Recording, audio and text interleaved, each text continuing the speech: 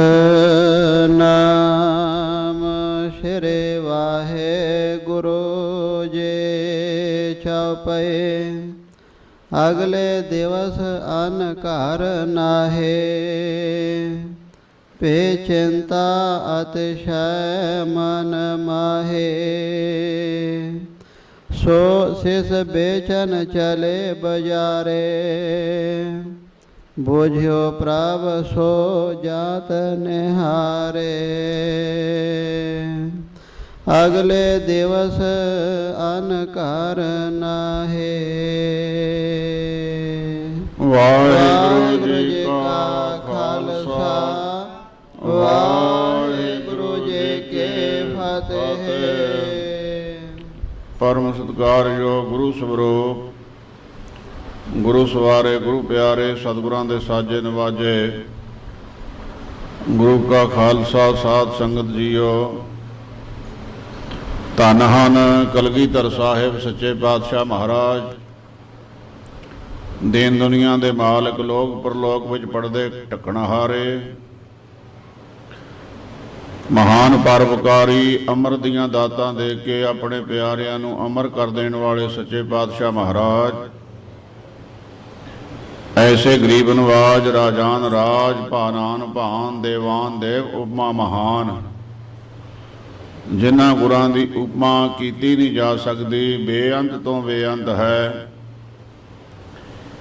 ਐਸੇ ਗਰੀਬ ਨਵਾਜ ਮਹਾਨ ਕਿਰਪਾ ਕਰ ਰਹੇ ਹੈ, ਸਾਡੇ ਜੀਵਾਂ ਉੱਤੇ ਇਹ ਪਰਉਪਕਾਰ ਕਰ ਰਹੇ ਹੈ, ਜਿਸ ਦਾ ਸਦਕਾ ਸਤਿਗੁਰਾਂ ਦੇ ਪਾਵਨ ਪਵਿੱਤਰ ਚਰਨ ਪਰਸਣ ਦਾ, ਸੋਹਣੇ ਸਤਿਗੁਰਾਂ ਦੇ ਦਰਸ਼ਨ ਕਰਨ ਦਾ ਸੁਭਾਗ ਸਮਾਂ ਪ੍ਰਾਪਤ ਹੋ ਰਿਹਾ ਹੈ। ਇਹ ਵੱਡਿਆਂ ਭਾਗਾਂ ਦੀ ਨਿਸ਼ਾਨੀ ਹੈ ਸੰਗਤ ਜੀ, ਜਿਹਦੇ ਉੱਤੇ ਸਤਿਗੁਰੂ ਜੀ ਤਰੁੱਠਦੇ ਹਨ, ਮਿਹਰ ਕਰਕੇ, ਦਇਆ ਕਰਕੇ ਉਸ ਗੁਰਮੁਖ ਜਨਮਾਈ ਭਾਈ ਨੂੰ ਆਪਣੇ ਚਰਨਾਂ ਵਿੱਚ ਬੈਠਣ ਦੀ ਥਾਂ ਦਿੰਦੇ, ਆਪਣੀ ਸੰਗਤ ਨਾਲ ਜੋੜਦੇ ਹੈ, ਮਿਹਰ ਕਰਦੇ, ਆਪਣੇ ਦਰਸ਼ਨਾਂ ਦਾ ਸੁਭਾਗ ਬਖਸ਼ਦੇ ਹਨ। ਸੋ ਸੰਸਾਰ ਦੇ ਜੀਵ ਜਿਹੜੇ ਹੈ, ਇਹਨਾਂ ਦੇ ਤਾਂ ਧੰਦੇ ਮੁੱਕਦੇ ਹੀ ਨਹੀਂ ਹਨ। ਕਲਯੁਗ ਨੂੰ ਕਈ ਲੋਕ ਕਲਾ ਦਾ ਯੁੱਗ ਵੀ ਮੰਨਦੇ ਹੈ, ਸਾਰਾ ਕੁਝ ਕਲਾ ਦੇ ਨਾਲ ਹੀ ਹੋ ਰਿਹਾ ਹੈ। ਹੱਥੀਂ ਕੰਮ ਕਰਨ ਦੀ ਬਹੁਤ ਘੱਟ ਲੋੜ ਪੈਂਦੀ ਹੈ। ਜਿਵੇਂ ਜਿਵੇਂ ਸਾਧਨ ਵੱਧਦੇ ਜਾ ਰਹੇ ਹੈ, ਤਿਵੇਂ ਤਿਵੇਂ ਸੰਸਾਰੀ ਲੋਕਾਂ ਦੇ ਧੰਦੇ ਵੀ ਵੱਧਦੇ ਜਾ ਰਹੇ ਹੈ। ਗੁਰੂ ਕੀ ਸੰਗਤ ਵਿੱਚ ਆਉਣਾ, ਬੈਠਣਾ, ਦਰਸ਼ਨ ਕਰਨੇ, ਇਹ ਜਿਹਾ ਸਮਾਂ ਜਿਹੜਾ ਹੈ ਸੰਸਾਰੀ ਲੋਕਾਂ ਦੇ ਪਾਸ ਨਾ ਬਰਾਬਰ ਹੀ ਹੈ, ਬਾਈਦਾ ਹੀ ਨਹੀਂ ਹੈ। ਜਿਹਦੇ ਉੱਪਰ ਗੁਰੂ ਜੀ ਵੱਡੀ ਕਿਰਪਾ ਕਰਦੇ ਹੈ, ਉਸ ਨੂੰ ਇਹ ਸੁਭਾਗ ਆਪਣੀ ਸੰਗਤ ਵਿੱਚ ਬੈਠਣ ਦਾ, ਸੋਹਣੇ ਦਰਸ਼ਨਾਂ ਦਾ ਮਿਹਰ ਕਰਕੇ, ਤਰਸ ਕਰਕੇ ਦਿੰਦੇ ਹੈ। ਸੋ ਆਪ ਸਾਰੀਆਂ ਸੰਗਤਾਂ ਵਡਭਾਗੇ ਹੋ, ਜਿਨ੍ਹਾਂ ਤੇ ਕਲਗੀਧਰ ਸਾਹਿਬ ਸੱਚੇ ਪਾਤਸ਼ਾਹ ਮਹਾਰਾਜ ਜੀ ਦੀ ਅਪਾਰ ਕਿਰਪਾ ਹੋ ਰਹੀ ਹੈ, ਜਿਸ ਦਾ ਸਦਕਾ ਹਜ਼ੂਰ ਦੇ ਪਾਵਨ ਪਵਿੱਤਰ ਮਹਾਨ ਤਖਤ, ਜੁਗਾਂ ਜੁਗਾਂ ਦੀ ਤਪੋ ਭੂਮੀ ਕਲਗੀਧਰ ਸਾਹਿਬ ਸੱਚੇ ਪਾਤਸ਼ਾਹ ਮਹਾਰਾਜ ਜੀ ਦੀ ਐਸੇ ਪਾਵਨ ਪਵਿੱਤਰ ਅਸਥਾਨ ਤੇ ਹਾਜ਼ਰੀਆਂ ਭਰਨ ਦਾ, ਦਰਸ਼ਨ ਕਰਨ ਦਾ ਸੁਭਾਗ ਪ੍ਰਾਪਤ ਹੋ ਰਿਹਾ ਹੈ। ਨਿਤਨੇਮ ਦੀ ਮਰਜ਼ਾਦਾ ਅਨੁਸਾਰ ਸਤਿਗੁਰਾਂ ਦੇ ਦਰੋਂ ਘਰੋਂ ਬਰੋਸਾਏ ਹੋਏ ਸਿੰਘ ਸਾਹਿਬ ਜੀ ਨੇ ਸੱਚੇ ਪਾਤਸ਼ਾਹ ਜੀ ਨੂੰ ਦੇਗਾਂ ਦੇ ਭੋਗ ਲਵਾਏ ਹੈ। ਉਪਰੰਤ ਜੋ ਪਿਛਲੇ ਪਹਿਰ ਦੇ ਦੀਵਾਨ ਸਜਦੇ, ਉਹਨਾਂ ਵਿੱਚ ਗੁਰ ਇਤਿਹਾਸ ਦੀ ਕਥਾ ਵਿਚਾਰ ਗੁਰੂ ਕੀ ਸੰਗਤ ਨੂੰ ਸਰਵਣ ਕਰਵਾਈ ਜਾਂਦੀ ਹੈ, ਉਸ ਦੀ ਆਰੰਭਤਾ ਹੋ ਰਹੀ ਹੈ। ਧੰਨ ਸ਼੍ਰੀ ਗੁਰੂ ਨਾਨਕ ਸਾਹਿਬ ਸੱਚੇ ਪਾਤਸ਼ਾਹ ਮਹਾਰਾਜ, ਦੀਨ ਦੁਨੀਆ ਦੇ ਮਾਲਕ, ਸਾਰੀ ਸ੍ਰਿਸ਼ਟੀ ਦੇ ਕਰਤਾ ਵੀ ਹਨ, ਹਰਤਾ ਵੀ ਹਨ, ਪਾਲਕ ਵੀ ਹਨ, ਘਾਲਕ ਵੀ ਹਨ। ਐਸੇ ਗਰੀਬ ਨਵਾਜ, ਨਿਰੰਕਾਰੀ ਜੋਤ ਤੇ ਪਾਵਨ ਪਵਿੱਤਰ ਇਤਿਹਾਸ ਦੀ ਕਥਾ ਸੰਗਤ ਜੀ ਚੱਲ ਰਹੀ ਹੈ। ਕੱਲ ਆਪ ਸੰਗਤਾਂ ਨੇ ਸਰਵਣ ਕੀਤਾ ਸੀਗਾ ਕਿ ਸ੍ਰੀ ਗੁਰੂ ਨਾਨਕ ਸਾਹਿਬ ਸੱਚੇ ਪਾਤਸ਼ਾਹ ਮਹਾਰਾਜ ਆਪਣੇ ਪਿਆਰਿਆਂ ਨੂੰ ਨਿਹਾਲ ਕਰਨ ਵਾਸਤੇ, ਉਹਨਾਂ ਦੀ ਸਿੱਖੀ ਨੂੰ ਪਰਪੱਕਤਾ ਕਰਨ ਵਾਸਤੇ ਸੱਚੇ ਪਾਤਸ਼ਾਹ ਮਹਾਰਾਜ ਇੱਕ ਨਗਰ ਦੇ ਵਿੱਚ ਗਏ ਹੈ। ਗਰੀਬ ਪਰਿਵਾਰ ਰਹਿੰਦਾ ਹੈ, ਘਰ ਦੇ ਵਿੱਚ 3 ਹੀ ਮੈਂਬਰ ਹਨ। ਗੁਰਸਿੱਖ ਹੈ, ਉਸ ਦੇ ਘਰ ਵਾਲੀ ਸਿੱਖਣੀ ਬੀਬੀ ਹੈ, ਇੱਕ ਛੋਟਾ ਬੱਚਾ ਹੈ 2-5 ਸਾਲ ਦਾ। ਘਰ ਦੇ ਵਿੱਚ ਗਰੀਬੀ ਇੰਨੀ ਹੈ, ਮਹਾਰਾਜ ਨੂੰ ਲੰਗਰ ਛਕਾਉਣ ਵਾਸਤੇ ਕੋਈ ਵਸਤੂ ਨਹੀਂ ਹੈ। ਪਹਿਲੇ ਦਿਨ ਪਰਿਵਾਰ ਨੇ ਕੁਝ ਘਰ ਦਾ ਜੋ ਸਮਾਨ ਸੀ ਬਾਜ਼ਾਰ ਵਿੱਚ ਵੇਚ ਕੇ ਲੰਗਰ ਦੀ ਤਿਆਰੀ ਕੀਤੀ। ਦੂਏ ਦਿਨ ਸਮਾਨ ਵੀ ਹੁਣ ਕੋਈ ਨਹੀਂ ਹੈ ਜਿਸ ਨੂੰ ਵੇਚ ਕੇ ਲੰਗਰ ਦੀ ਰਸਤ ਲਿਆਂਦੀ ਜਾਵੇ। ਗੁਰਮਤਿ ਦੇ ਤੇ ਇਹ ਗੱਲ ਉਲਟ ਜਾਂਦੀ ਹੈ। ਬਾਲਾਂ ਦਾ ਕਤਲ ਕਰਨਾ ਗੁਰਮਤਿ ਦੇ ਪ੍ਰਤੀਕੂਲ ਹੈ, ਅਨੁਕੂਲ ਨਹੀਂ ਹੈ। ਪੁਰਾਣੇ ਸਮੇਂ ਦੇ ਵਿੱਚ ਵੀ ਬਾਲਾਂ ਨੂੰ ਮਨਾਉਣਾ, ਕਤਲ ਕਰਨਾ, ਜਿਹੋ ਜਿਹਾ ਸਿਰ ਵੱਢ ਦਿੱਤਾ ਉਹ ਜਿਹਾ ਬਾਲਾਂ ਦਾ ਕਤਲ ਕਰ ਦਿੱਤਾ, ਇੱਕ ਬਰਾਬਰ ਮੰਨਿਆ ਜਾਂਦਾ ਸੀਗਾ। ਇਤਿਹਾਸ ਗਵਾਹ ਹੈ ਸੰਗਤ ਜੀ। ਥੋੜਾ ਜਿਹਾ ਮੈਂ ਇੱਥੇ ਬੇਨਤੀ ਕਰ ਦੇਵਾਂ। ਕ੍ਰਿਸ਼ਨ ਜੀ ਜਿਸ ਵੇਲੇ ਰੁਕਮਣੀ ਨੂੰ ਵਿਆਹੁਣ ਗਏ, ਅੱਗੇ ਸਵੰਬਰ ਰਚਿਆ ਹੋਇਆ, ਸਿਸ਼ੂਪਾਲ ਵਰਗੇ ਹੋਰ ਅਨੇਕਾਂ ਰਾਜੇ ਆਏ ਹੋਏ ਆ ਵਿਆਹੁਣ ਵਾਸਤੇ। ਗੁਪਤ ਤਰੀਕੇ ਦੇ ਨਾਲ ਕ੍ਰਿਸ਼ਨ ਜੀ ਜਾ ਕੇ ਰਥ ਵਿੱਚ ਰੁਕਮਣੀ ਨੂੰ ਚੜਾ ਕੇ ਲੈ ਆਏ। ਬਹੁਤ ਵੱਡੀਆਂ ਫੌਜਾਂ ਲੈ ਕੇ ਪਿੱਛਾ ਕੀਤਾ। ਰੁਕਮਣੀ ਦੇ ਭਰਾ ਰੁਕਮਣ ਨੇ ਸਿਸ਼ੂਪਾਲ ਆਦਿਕ ਨੇ ਤੇ ਘੇਰ ਲਿਆ ਆਣ ਕੇ ਕ੍ਰਿਸ਼ਨ ਜੀ ਨੂੰ। ਸਾਰੇ ਕੌਦ ਕਾਬਦੇ ਹੀ ਹਨ, ਸਮੇਂ ਦੇ ਅਵਤਾਰ ਹੈ, 16 ਕਲਾ ਸੰਪੂਰਨ ਹਨ। ਜਿਸ ਵੇਲੇ ਰੁਕਮਣ ਨੂੰ ਮਾਰਨ ਲੱਗੇ ਕ੍ਰਿਸ਼ਨ ਜੀ, ਭੈਣ ਦਾ ਮਨ ਪਸੀਜ ਗਿਆ, ਕਹਿਣ ਲੱਗੀ ਮਹਾਰਾਜ ਨਾ ਮਾਰੋ, ਇਸ ਨੂੰ ਬਖਸ਼ ਦੇਵੋ, ਆਪ ਦਿਆਲੂ ਹੋ। ਧੰਨ ਕਲਗੀਧਰ ਪਾਤਸ਼ਾਹ ਮਹਾਰਾਜ ਜੀ ਨੇ ਦਸਮ ਗੁਰੂ ਗ੍ਰੰਥ ਸਾਹਿਬ ਜੀ ਦੇ ਵਿੱਚ ਕਥਾ ਲਿਖੀ ਹੈ। ਉਸ ਵੇਲੇ ਜੂੜਿਓਂ ਪਕੜਿਆ ਰੁਕਮਣ ਨੂੰ ਤੇ ਆਪਣੇ ਭਗੌਤੇ ਦੇ ਨਾਲ ਉਹਦਾ ਬਾਲਾਂ ਦਾ ਜੂੜਾ ਸਾਰਾ ਹੀ ਕੱਟ ਦਿੱਤਾ, ਕਿਉਂਕਿ ਉਸ ਜ਼ਮਾਨੇ ਦੇ ਵਿੱਚ ਬਾਲ ਕੱਟ ਦੇਣੇ ਤੇ ਸਿਰ ਕੱਟ ਦੇਣਾ ਇੱਕੋ ਜਿਹਾ ਬਰਾਬਰ ਹੀ ਮੰਨਿਆ ਜਾਂਦਾ ਸੀਗਾ, ਜਿਸ ਨੂੰ ਅੱਜ ਬੜੇ ਸ਼ੌਂਕ ਨਾਲ ਲੋਕ ਮਨਾ ਰਹੇ ਹੈ। ਵਿਰਸੇ ਤੋਂ ਟੁੱਟੇ ਹੋਏ ਸਿੱਖੀ ਨੂੰ ਸੰਭਾਲਣਾ ਬਹੁਤ ਹਰ ਗੁਰਸਿੱਖ ਵਾਸਤੇ ਜ਼ਰੂਰੀ ਹੈ। ਉਹ ਭਈਆ ਕੀ ਕਰਦਾ ਤੇਰਾ ਸਪੀਕਰ, ਕਦੀ ਬੰਦ ਹੁੰਦਾ ਕਦੀ ਚੱਲਦਾ, ਇਹਨੂੰ ਸਹੀ ਕਰ।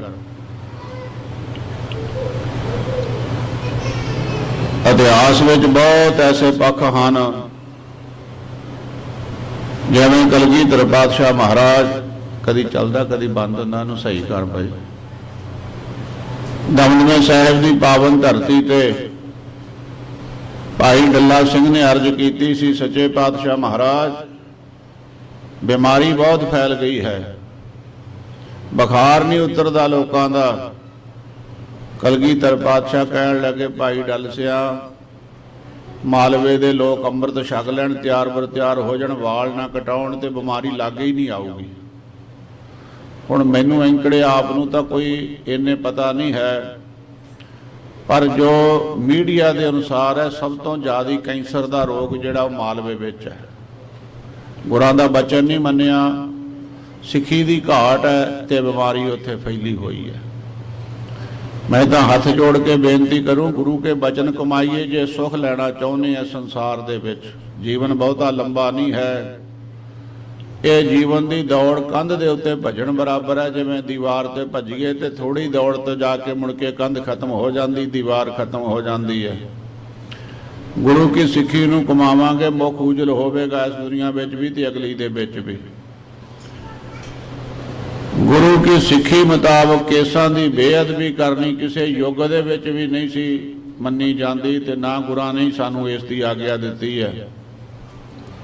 ਇਸ ਗੁਰਮੁਖ ਪਰਿਵਾਰ ਨੇ ਆਪਣੇ ਜੀਵਨ ਦਾ ਅੰਤ ਕਰਨ ਵਾਂਗੂ ਹੀ ਆਪਣੇ ਕੇਸਾਂ ਨੂੰ ਕਤਲ ਕੀਤਾ ਤੇ ਉਹ ਜਿਹੜੀ ਰੱਸੀ ਸੀਗੀ ਉਹਦੀ ਬਣਾ ਕੇ ਉਹ ਬਾਜ਼ਾਰ ਵਿੱਚ ਵੇਚੀ ਤੇ ਉਹਦਾ ਰਸਤ ਲਿਆ ਕੇ ਸੱਚੇ ਪਾਤਸ਼ਾਹ ਮਹਾਰਾਜ ਨੂੰ ਲੰਗਰ ਛਕਾਇਆ।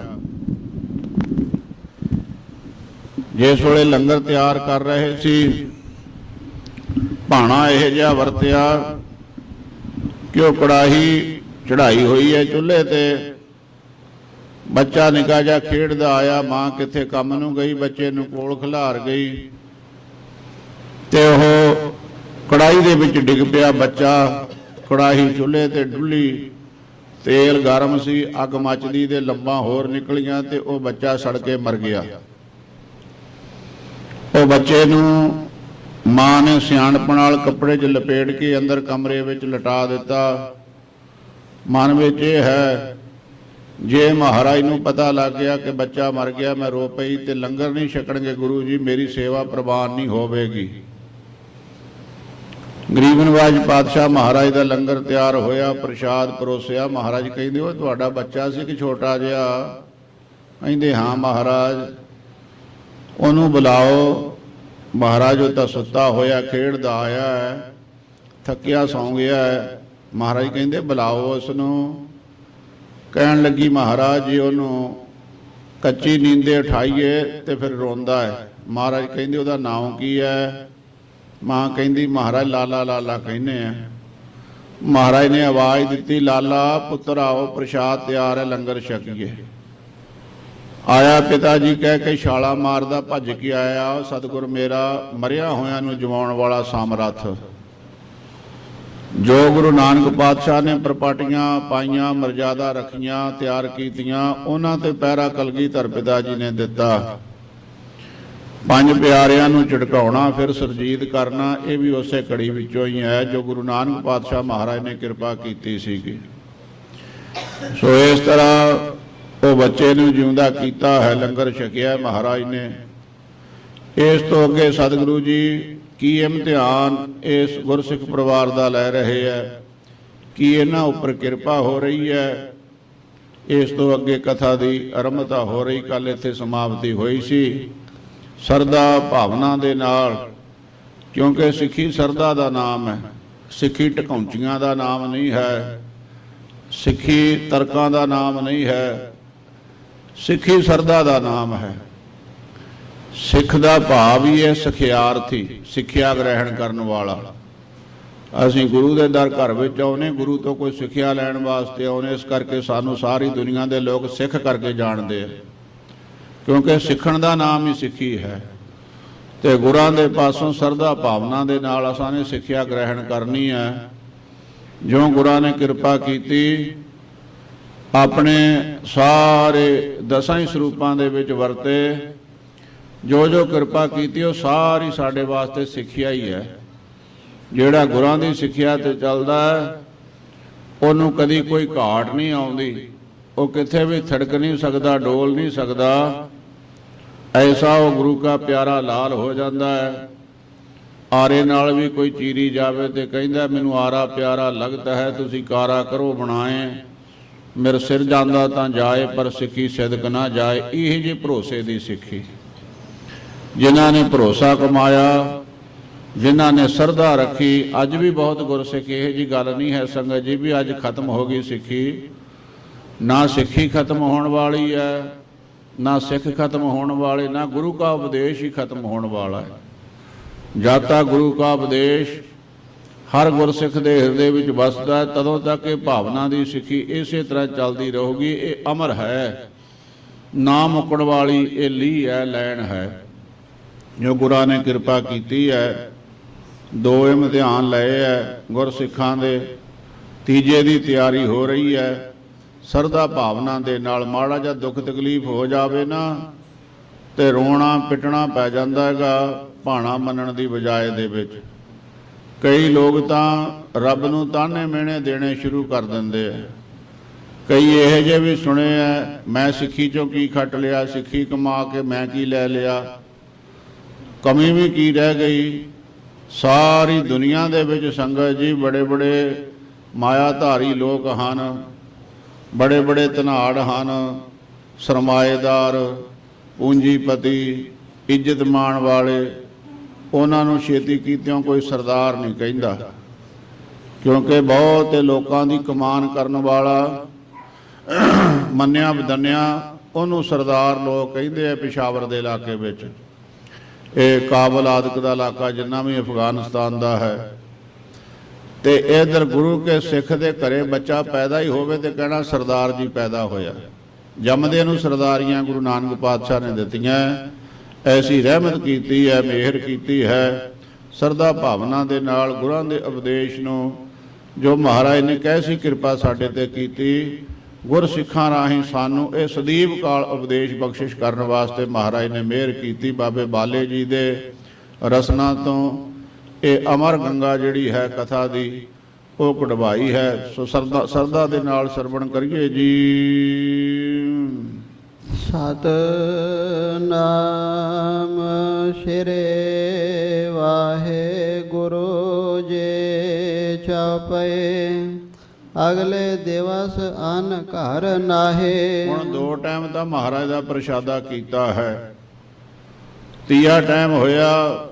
ਗੁਰਸਿੱਖ ਪਰਿਵਾਰ ਦੇ ਪਾਸ ਇੱਕ ਦਾਣਾ ਵੀ ਨਹੀਂ ਹੈ ਜਿਹਦਾ ਸਤਿਗੁਰੂ ਸੱਚੇ ਪਾਤਸ਼ਾਹ ਦੇ ਰਸਨੀ ਲਵਾ ਸਕਣ, ਪ੍ਰਸ਼ਾਦਾ ਛਕਾ ਸਕਣ। ਭੇ ਚਿੰਤਾ ਅਤਿਸ਼ੈ ਮਨ ਮਾਹੇ, ਬੜੀ ਮਨ ਦੇ ਵਿੱਚ ਫਿਕਰ ਹੋ ਰਹੀ ਹੈ, ਮਹਾਰਾਜ ਨੂੰ ਪ੍ਰਸ਼ਾਦਾ ਕਿਵੇਂ ਛਕਾਈਏ। ਘਰ ਦੀ ਵਸਤੂ ਵੀ ਕੋਈ ਨਹੀਂ ਹੈ, ਵਿਗੀਆਂ ਹਨ ਪਹਿਲੇ ਦਿਨ। ਦੂਏ ਦਿਨ ਕੇਸਾਂ ਦੀ ਰੱਸੀ ਬਣਾ ਕੇ ਵੇਚ ਕੇ ਲਿਆ ਕੇ ਉਹ ਲੰਗਰ ਛਕਾਇਆ। ਅੱਜ ਹੁਣ ਤੀਸਰਾ ਡੰਗ ਹੋਇਆਗਾ। ਬਹੁਤ ਫਿਕਰ ਹੋਣ ਲੱਗੀ ਗੁਰਮੁਖ ਪਰਿਵਾਰ ਨੂੰ, ਗੁਰਸਿੱਖਾਂ ਨੂੰ। ਸੋ ਸੇਸ ਵੇਚਨ ਚਲੇ ਬਜ਼ਾਰੇ, ਇਹ ਮਨ ਵਿੱਚ ਆਇਆ ਹੋਰ ਤਾਂ ਆਪਣੇ ਕੋਲ ਵੇਚਣ ਨੂੰ ਹੈ ਨਹੀਂ, ਕੋਈ ਚੀਜ਼ ਵੇਚ ਕੇ ਰਸਤ ਲੈ ਆਈਏ।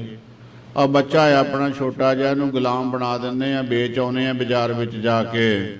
ਬੂਝਿਓ ਪ੍ਰਭ ਸੋ ਜਾਤ ਨਿਹਾਰੇ, ਬੱਚੇ ਨੂੰ ਫੜ ਲਿਆ ਬਾਂਹ ਤੋਂ, ਬਾਪ ਵੇਚਣ ਵਾਸਤੇ ਤੁਰ ਪਿਆ ਹੈ। ਸਤਿਗੁਰੂ ਸੱਚੇ ਪਾਤਸ਼ਾਹ ਮਹਾਰਾਜ ਦੀ ਨਿਗਾਹ ਪੈ ਗਈ ਵੀ ਬੱਚੇ ਨੂੰ ਲੈ ਕੇ ਜਾ ਰਹੇ ਹੈ। ਕਰਨ ਤੇ ਕਾਰਨ ਆਪ ਹੀ ਹੈ, ਕਾਰਕ ਵੀ ਆਪ ਹੈ, ਕਾਰਨ ਵੀ ਆਪ ਹੈ। ਆਵਾਜ਼ ਦਿੱਤੀ ਸੱਚੇ ਪਾਤਸ਼ਾਹ ਮਹਾਰਾਜ ਨੇ, ਆਪਣੇ ਪਾਸ ਬੁਲਾ ਲਿਆ। ਕਹਾਂ ਚਲੇ ਬਾਰਕ ਸੰਗ ਲੀਨਾ, ਇਹ ਪੁੱਛਣ ਲੱਗੇ ਗਰੀਬ ਨਵਾਜ ਪਾਤਸ਼ਾਹ, ਕਹਿੰਦੇ ਭਾਈ ਬੱਚੇ ਨੂੰ ਨਾਲ ਲਿਆ ਹੋਇਆ ਤੁਸੀਂ, ਇਹਨੂੰ ਲੈ ਕੇ ਕਿੱਥੇ ਜਾ ਰਹੇ ਹੋ? ਕੋ ਕਾਰਜ ਹੈ ਇਸ ਅਧੀਨਾ, ਇਹ ਬੱਚੇ ਵਾਸਤੇ ਕੋਈ ਕੰਮ ਹੈ ਜਿਹੜਾ ਕਰਾਉਣ ਵਾਸਤੇ ਉਹਨੂੰ ਨਾਲ ਲੈ ਕੇ ਜਾ ਰਹੇ ਹੋ? ਸਿੱਖ ਪਨਿਓ ਤੁਮ ਅੰਤਰ ਜਾਮੇ, ਉਹ ਜਿਹੜਾ ਗੁਰੂ ਕਾ ਲਾਲ ਸੀ, ਸਿੱਖ ਸੀ, ਮੂੰਹ ਤੋਂ ਤਾਂ ਕੋਈ ਬਚਨ ਨਿਕਲਿਆ ਨਹੀਂ। ਕਹਿਣ ਲੱਗਾ ਮਹਾਰਾਜ ਕੀ ਦੱਸਾਂ, ਤੁਸੀਂ ਸਾਰਾ ਕੁਝ ਹੀ ਜਾਣਦੇ ਹੋ। ਹਮਕੋ ਕਿਆ ਬੁਝਤ ਹੋ ਸੁਆਮੀ, ਇਹ ਮਹਾਰਾਜ ਕਰਨ ਕਾਰਨ ਸਮਰੱਥ ਸਤਿਗੁਰੂ ਜੀ, ਮੈਨੂੰ ਕੀ ਪੁੱਛਦੇ ਹੋ ਵੀ ਕਾਹਦੇ ਵਾਸਤੇ ਬੱਚੇ ਨੂੰ ਲੈ ਕੇ ਜਾ ਰਹੇ ਹੋ? ਸੋ ਬਾਰਕ ਪ੍ਰਭ ਨਿਗਟ ਹਕਾਰਾ, ਸੱਚੇ ਪਾਤਸ਼ਾਹ ਮਹਾਰਾਜ ਨੇ ਉਹ ਨਿੱਕੇ ਬਾਲਕ ਨੂੰ, ਜਿਹਦਾ ਨਾਂ ਉਹਦੇ ਮਾਂ-ਬਾਪ ਨੇ ਲਾਲਾ ਰੱਖਿਆ ਹੋਇਆ ਹੈ, ਆਪਣੇ ਪਾਸ ਬੁਲਾਇਆ। ਬਾਹੇ ਪਕੜ ਕੈ ਬਚਨ ਉਚਾਰਾ, ਘੁੱਟ ਕੇ ਬਾਹ ਪਕੜ ਲਈ ਬੱਚੇ ਦੀ ਮਹਾਰਾਜ ਨੇ, ਤੇ ਨਾਲ ਕਹਿਣ ਲੱਗੇ ਮਾਤ ਪਿਤਾ ਲੈ ਅਬ ਤੁਝ ਜਾਹੇ, ਇਹ ਬੇਟਾ ਲਾਲਾ ਤੇਰੇ ਮਾਤਾ ਪਿਤਾ ਤੈਨੂੰ ਨਾਲ ਲੈ ਕੇ ਜਾ ਰਹੇ ਨੇ। ਕਿੱਥੇ? ਵੇਚਾਹੇਂਗੇ ਬਾਜ਼ਾਰ ਕੇ ਮਾਹੇ, ਇਹ ਨਾ ਹੁਣ ਤੈਨੂੰ ਵੇਚਣ ਨੂੰ ਲੈ ਕੇ ਜਾ ਰਹੇ ਆ ਦੋਵੇਂ ਤੇਰੇ ਮਾਂ-ਬਾਪ। ਨਿਜ ਖਾਵੰਦ ਕੇ ਸੇਵਾ ਕਰ ਹੈ, ਤੇ ਜਿੱਥੇ ਵਿਕੇਗਾ ਜਾ ਕੇ ਉਹ ਤੇਰਾ ਮਾਲਕ ਹੋ ਜਾਵੇਗਾ, ਤੇ ਤੂੰ ਆਪਣੇ ਮਾਲਕ ਦੀ ਸੇਵਾ ਕਰੇਗਾ ਗੁਲਾਮ ਬਣ ਕੇ। ਚੱਕੇ ਪੀਸੈ ਪਾਣੀ ਭਰ ਹੈ, ਤੈਨੂੰ ਚੱਕੀ ਵੀ ਪੀਸਣੀ ਪੈਣੀ ਹੈ ਉੱਥੇ, ਤੈਨੂੰ ਉਹਦਾ ਮਾਲਕ ਦਾ ਪਾਣੀ ਵੀ ਭਰਨਾ ਪੈਣਾ ਹੈ। ਗੁਲਾਮ ਦਾ ਕੀ ਹੈ, ਮਨਾ ਕਰ ਜਾਵੇ ਨਾ ਕਰ ਜਾਵੇ, ਇਹ ਕਰੇਗਾ ਸਾਰਾ ਕੁਝ ਜਾ ਕੇ। ਬੇਂਜਨ ਫੇਰ ਹੈ ਕਰ ਪਾਗ ਚਾਂਪੇ, ਤੇ ਤੈਨੂੰ ਪੱਖਾ ਵੀ ਚੱਲਣਾ ਪੈਣਾ। ਉਹਨਾਂ ਜ਼ਮਾਨਿਆਂ ਵਿੱਚ ਕਿਹੜੀਆਂ ਬਿਜਲੀਆਂ ਸੀ, ਥੋੜਾ ਹੀ ਸਮਾਂ ਹੋਇਆ ਬਿਜਲੀਆਂ ਆਈਆਂ, ਪੱਖੇ ਚੱਲਣ ਲੱਗੇ। ਅਮੀਰਾਂ ਨੇ ਸਾਰੀ ਰਾਤ ਆਪਣੇ ਨੌਕਰਾਂ ਤੋਂ ਗੁਲਾਮਾਂ ਤੋਂ ਪੱਖਾ ਚਲਵਾਉਂਦੇ ਰਹਿਣਾ, ਉਹ ਛੱਤਾਂ ਨੂੰ ਲੱਗੇ ਹੁੰਦੇ ਸੀ। ਝਾਲਰ ਵਾਲੇ ਵੱਡੇ ਵੱਡੇ ਪੱਖੇ ਰੱਸੀ ਪਾਈ ਹੋਣੀ, ਸਾਰੀ ਰਾਤ ਉਹਨਾਂ ਨੇ ਖਿੱਚਦੇ ਰਹਿਣਾ। ਮਹਾਰਾਜ ਕਹਿੰਦੇ ਪੱਖਾ ਝੱਲੇਗਾ, ਜੇ ਤੇਰੇ ਮਾਲਕ ਨੂੰ ਤਕਲੀਫ ਕੋ ਹੋਵੇ, ਕੋਈ ਥਕਾਵਟ ਹੋਵੇ ਤੇ ਮੁੱਠੀ ਚਾਪੀ ਵੀ ਕਰਨੀ ਪਊਗੀ, ਤੈਨੂੰ ਕਰੇਗਾ। ਆਇਸ ਮੋਰਹਿ ਨਹੀਂ ਕਦਾਪੇ, ਤੇ ਤੂੰ ਹੁਕਮ ਨਹੀਂ ਕਦੀ ਮੋੜੇਗਾ, ਕਿਉਂਕਿ ਜਿਹੜਾ ਕੋਈ ਗੁਲਾਮ ਲੈਂਦਾ ਹੈ ਉਹ ਆਪਣੇ ਮਾਲਕ ਦਾ ਹੁਕਮ ਗੁਲਾਮ ਨੂੰ ਮੰਨਣਾ ਹੀ ਪੈਂਦਾ ਹੈ। ਹਾਥ ਬੰਦ ਸਿਸ ਗਿਰਾ ਉਚਾਰੇ, ਇਹ ਉਹ ਬੱਚੇ ਨੇ, ਨਿੱਕਾ ਜਿਹਾ ਬੱਚਾ ਸੀ, ਸੱਚੇ ਪਾਤਸ਼ਾਹ ਮਹਾਰਾਜ ਨੂੰ ਹੱਥ ਜੋੜ ਕੇ ਕਹਿਣ ਲੱਗਾ, ਰਹੋ ਖਸਮ ਆਇਸ ਅਨੁਸਾਰੇ। ਇਹ ਸੱਚੇ ਪਾਤਸ਼ਾਹ ਮਹਾਰਾਜ, ਮੇਰੇ ਮਾਂ-ਬਾਪ ਮੈਨੂੰ ਵੇਚਣ ਵਾਸਤੇ ਲੈ ਕੇ ਜਾ ਰਹੇ, ਜਿਹਦੇ ਕੋਲ ਵੇਚਣਗੇ ਉਹਦੇ ਹੁਕਮ ਵਿੱਚ ਰਹਾਂਗਾ।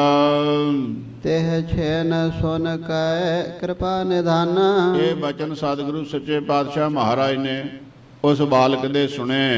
ਸ਼ੇਰੇ ਮੁਖ ਤੇ ਇੱਕ ਸ਼ਬਦ ਬਖਾਨਾ, ਤੇ ਗਰੀਬ ਨਵਾਜ ਨੇ ਉਹ ਬੱਚੇ ਨੂੰ ਕਿਹਾ, ਕਾਕਾ ਅਸੀਂ ਤੈਨੂੰ ਖਰੀਦ ਲੈਨੇ ਆ। ਇਹ ਬਚਨ ਕਹਿ ਕੇ ਸਤਿਗੁਰੂ ਗਰੀਬ ਨਵਾਜ ਪਾਤਸ਼ਾਹ ਮਹਾਰਾਜ ਨੇ ਸ਼ਬਦ ਉਚਾਰਨ ਕੀਤਾ, ਮਾਰੂ ਮਹੱਲਾ ਪਹਿਲਾ। ਇਹ ਮਾਰੂ ਰਾਗ ਦੇ ਵਿੱਚ ਐਸਾ ਸੰਗਤ ਜੀ ਸ਼ਬਦ ਸੱਚੇ ਪਾਤਸ਼ਾਹ ਮਹਾਰਾਜ ਦਾ ਉਚਾਰਨ ਕੀਤਾ ਹੋਇਆ। ਮੁੱਲ ਖਰੇ ਦੇ ਲਾਲਾ ਗੋਲਾ, ਸੱਚੇ ਪਾਤਸ਼ਾਹ ਮਹਾਰਾਜ ਕਹਿਣ ਲੱਗੇ ਵੀ ਮਾਲਕ ਦਾ ਜਿਹੜਾ ਗੁਲਾਮ ਹੁੰਦਾ, ਮੁੱਲ ਖਰੀਦਿਆ ਹੋਇਆ, ਉਹਦਾ ਲਾਲਾ ਗੋਲਾ ਹੁੰਦਾ ਹੈ, ਗੁਲਾਮ ਹੁੰਦਾਗਾ। ਮੇਰਾ ਨਾਉ ਸਭਾਗਾ, ਮਹਾਰਾਜ ਕਹਿਣ ਲੱਗੇ ਮੈਂ ਵੀ ਆਪਣੇ ਮਾਲਕ ਦਾ ਮੁੱਲ ਖਰੀਦਿਆ ਹੋਇਆ, ਤੇਰਾ ਨਾਂ ਲਾਲਾ ਹੈ ਤੇ ਮੇਰਾ ਨਾਮ ਸੁਭਾਗਾ ਹੈ। ਸੱਚੇ ਪਾਤਸ਼ਾਹ ਕੈਸਾ ਪਿਆਰ ਕਰ ਰਹੇ ਹੈ। ਸਾਧ ਸੰਗਤ ਜੀ, ਕੋਈ ਵੀ ਕੰਮ ਹੈ ਉਹਦੇ ਵਿੱਚ ਸੁੱਖ ਲੈਣ ਵਾਸਤੇ ਦੁੱਖ ਵੀ ਝੱਲਣਾ ਪੈਂਦਾ, ਕੁਛ ਗਵਾਉਣਾ ਪੈਂਦਾ ਪਾਉਣ ਵਾਸਤੇ, ਸੁੱਖ ਲੈਣ ਵਾਸਤੇ। ਜੇ ਪੰਜ ਪਿਆਰਿਆਂ ਨੇ ਅੰਮ੍ਰਿਤ ਦੀਆਂ ਦਾਤਾਂ ਲਈਆਂ ਤੇ ਪੰਜਾਂ ਨੂੰ ਸਿਰ ਦੇਣਾ ਪਿਆ ਸੀ ਸਤਿਗੁਰੂ ਸੱਚੇ ਪਾਤਸ਼ਾਹ ਮਹਾਰਾਜ ਨੂੰ। ਇਸੇ ਪ੍ਰਕਾਰ ਮਾਂ ਸੁਪੁੱਤਰਵੰਤੀ ਤਾਂ ਹੀ ਕਹਾਉਂਦੀ ਜੇ ਪਹਿਲਾਂ ਕਸ਼ਟ ਝੱਲਦੀ ਹੈ, ਪਹਿਲਾਂ ਬੱਚੇ ਨੂੰ 9-10 ਮਹੀਨੇ ਪੇਟ ਵਿੱਚ ਲੈ ਕੇ ਘੁੰਮਦੀ ਹੈ, ਫਿਰ ਪੈਦਾ ਬੱਚੇ ਹੋਣ ਦੇ ਸਮੇਂ ਤੇ ਮਾਤਾ ਦਾ ਨਵਾਂ ਜਨਮ ਹੀ ਮੰਨਿਆ ਜਾਂਦਾ ਹੈਗਾ, ਤੇ ਫਿਰ ਉਹਦਾ ਮਾਣ ਸਤਿਕਾਰ ਦੁਨੀਆ ਦੇ ਵਿੱਚ ਹੁੰਦਾ ਹੈਗਾ ਪੁੱਤਰਵੰਤੀ ਕਰਕੇ। ਕਹਿਣ ਲੱਗੇ ਸਾਡਾ ਵੀ ਭਾਈ, ਅਸੀਂ ਵੀ ਆਪਣੇ ਮਾਲਕ ਦੇ ਖਰੀਦੇ ਹੋਏ ਆ, ਤੇਰਾ ਨਾਮ ਲਾਲਾ ਹੈ ਤੇ ਅਸੀਂ ਵੀ ਉਹਦੇ ਲਾਲੇ ਗੋਲੇ ਆ, ਸਾਡਾ ਨਾਮ ਸੁਭਾਗਾ ਹੈ, ਭਾਵ ਚੰਗੇ ਭਾਗਾਂ ਵਾਲੇ।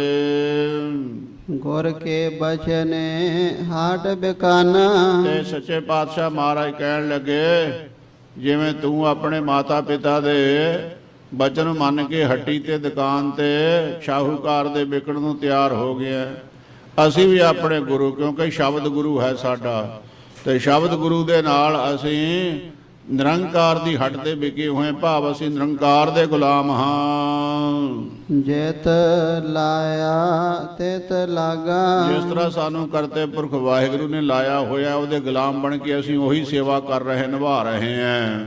ਤੇਰੇ ਲਾਲੇ ਕਿਆ ਚਤੁਰਾਏ, ਬੇਨਤੀਆਂ ਕਰਦੇ ਹੈ ਵਾਹਿਗੁਰੂ ਮੇਰੇ ਨਿਰੰਕਾਰ, ਤੇਰੇ ਇਸ ਲਾਲੇ ਗੋਲੇ ਦੀ ਕੀ ਚਤੁਰਾਈ ਹੈ। ਚਤੁਰਾਈਆਂ ਦੇ ਨਾਲ ਨਹੀਂ ਸਾਧ ਸੰਗਤ ਜੀ ਪਰਮੇਸ਼ਵਰ ਦੀ ਪ੍ਰਾਪਤੀ ਹੁੰਦੀ। ਧੰਨ ਸ਼੍ਰੀ ਗੁਰੂ ਅਮਰਦਾਸ ਸਾਹਿਬ ਸੱਚੇ ਪਾਤਸ਼ਾਹ ਮਹਾਰਾਜ ਆਪਣੇ ਮਨ ਨੂੰ ਮੁਖਾਤਬ ਹੋ ਕੇ ਕਹਿੰਦੇ ਆ, ਐ ਮੂਰਖ ਮਨਾ, ਇਹ ਮਨ ਚੰਚਲਾ ਚਤੁਰਾਈ ਕਿਨੇ ਨਾ ਪਾਇਆ, ਚਤੁਰਾਈ ਨਾ ਪਾਇਆ ਕਿਨੇ, ਤੂੰ ਸੁਣ ਮਾਨ ਮੇਰਿਆ, ਇਹ ਮਾਇਆ ਮੋਹਣੀ ਜਿਨ ਇਹ ਭਰਮ ਭੁਲਾਇਆ। ਚਤੁਰਾਈਆਂ ਦੇ ਨਾਲ ਚਤੁਰਭੁਜ ਦੀ ਪ੍ਰਾਪਤੀ ਨਹੀਂ ਹੁੰਦੀ। ਇਸ ਵਾਸਤੇ ਮਹਾਰਾਜ ਕਹਿੰਦੇ ਹੈ ਮੇਰੇ ਨਿਰੰਕਾਰ, ਤੇਰੇ ਅੱਗੇ ਕੋਈ ਚਤੁਰਾਈ ਨਹੀਂ ਚੱਲਦੀ ਹੈ। ਸਾਹਿਬ ਕਾ ਹੁਕਮ ਨਾ ਕਰਨਾ ਜਾਏ, ਉਹ ਮੇਰਾ ਸਾਹਿਬ ਮਾਲਕ ਇਹ ਜਾਏਗਾ ਜਿਹਦੇ ਹੁਕਮ ਨੂੰ ਮੋੜਿਆ ਨਹੀਂ ਜਾਂਦਾ।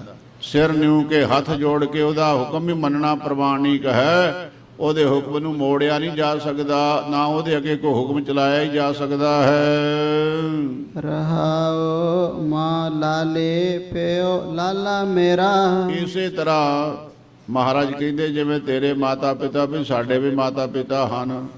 ਮਾਂ ਨੂੰ ਲਾਲੀ ਕਹਿੰਦੇ ਆ, ਬਾਪ ਨੂੰ ਲਾਲਾ, ਭਾਵ ਮੇਰੇ ਮਾਤਾ ਪਿਤਾ ਵੀ ਉਸ ਨਿਰੰਕਾਰ ਦੇ ਲਾਲੇ ਗੋਲੇ ਹਨ। ਹਾਂ ਲਾਲੇ ਕਾ ਜਾਇਆ, ਅਤੇ ਇਸੇ ਤਰ੍ਹਾਂ ਮੈਂ ਜਿਹੜਾ ਲਾਲੇ ਤੋਂ ਪੈਦਾ ਹੋਇਆ, ਲਾਲੇ ਦੀ ਔਲਾਦ ਕਰਤੇ ਪੁਰਖ ਵਾਹਿਗੁਰੂ ਦੀ। ਲਾਲੇ ਨਾਚੈ ਲਾਲਾ ਗਾਵੈ, ਤੇ ਸੱਚੇ ਪਾਤਸ਼ਾਹ ਮਹਾਰਾਜ ਸਾਧ ਸੰਗਤ ਜੀ, ਇਹ ਅੰਤਰੀਵ ਭਾਵ ਦਾ ਅਰਥ ਬਣਦੇ ਹੋਰ। ਲਾਲੀ ਕਿਹੜੀ ਹੈ, ਲਾਲਾ ਕਿਹੜਾ ਹੈ, ਪਰ ਇੱਥੇ ਜਿਹੜਾ ਸਤਿਗੁਰੂ ਸੱਚੇ ਪਾਤਸ਼ਾਹ ਮਹਾਰਾਜ ਨੇ ਇਸ ਬੱਚੇ ਵਾਸਤੇ ਕਿਰਪਾ ਕੀਤੀ ਹੈ, ਕਹਿੰਦੇ ਲਾਲਾ ਤੇ ਲਾਲੀ, ਮਾਤਾ ਤੇ ਪਿਤਾ ਇਸ ਗੱਲ ਵਿੱਚ ਪ੍ਰਸੰਨ ਹਨ।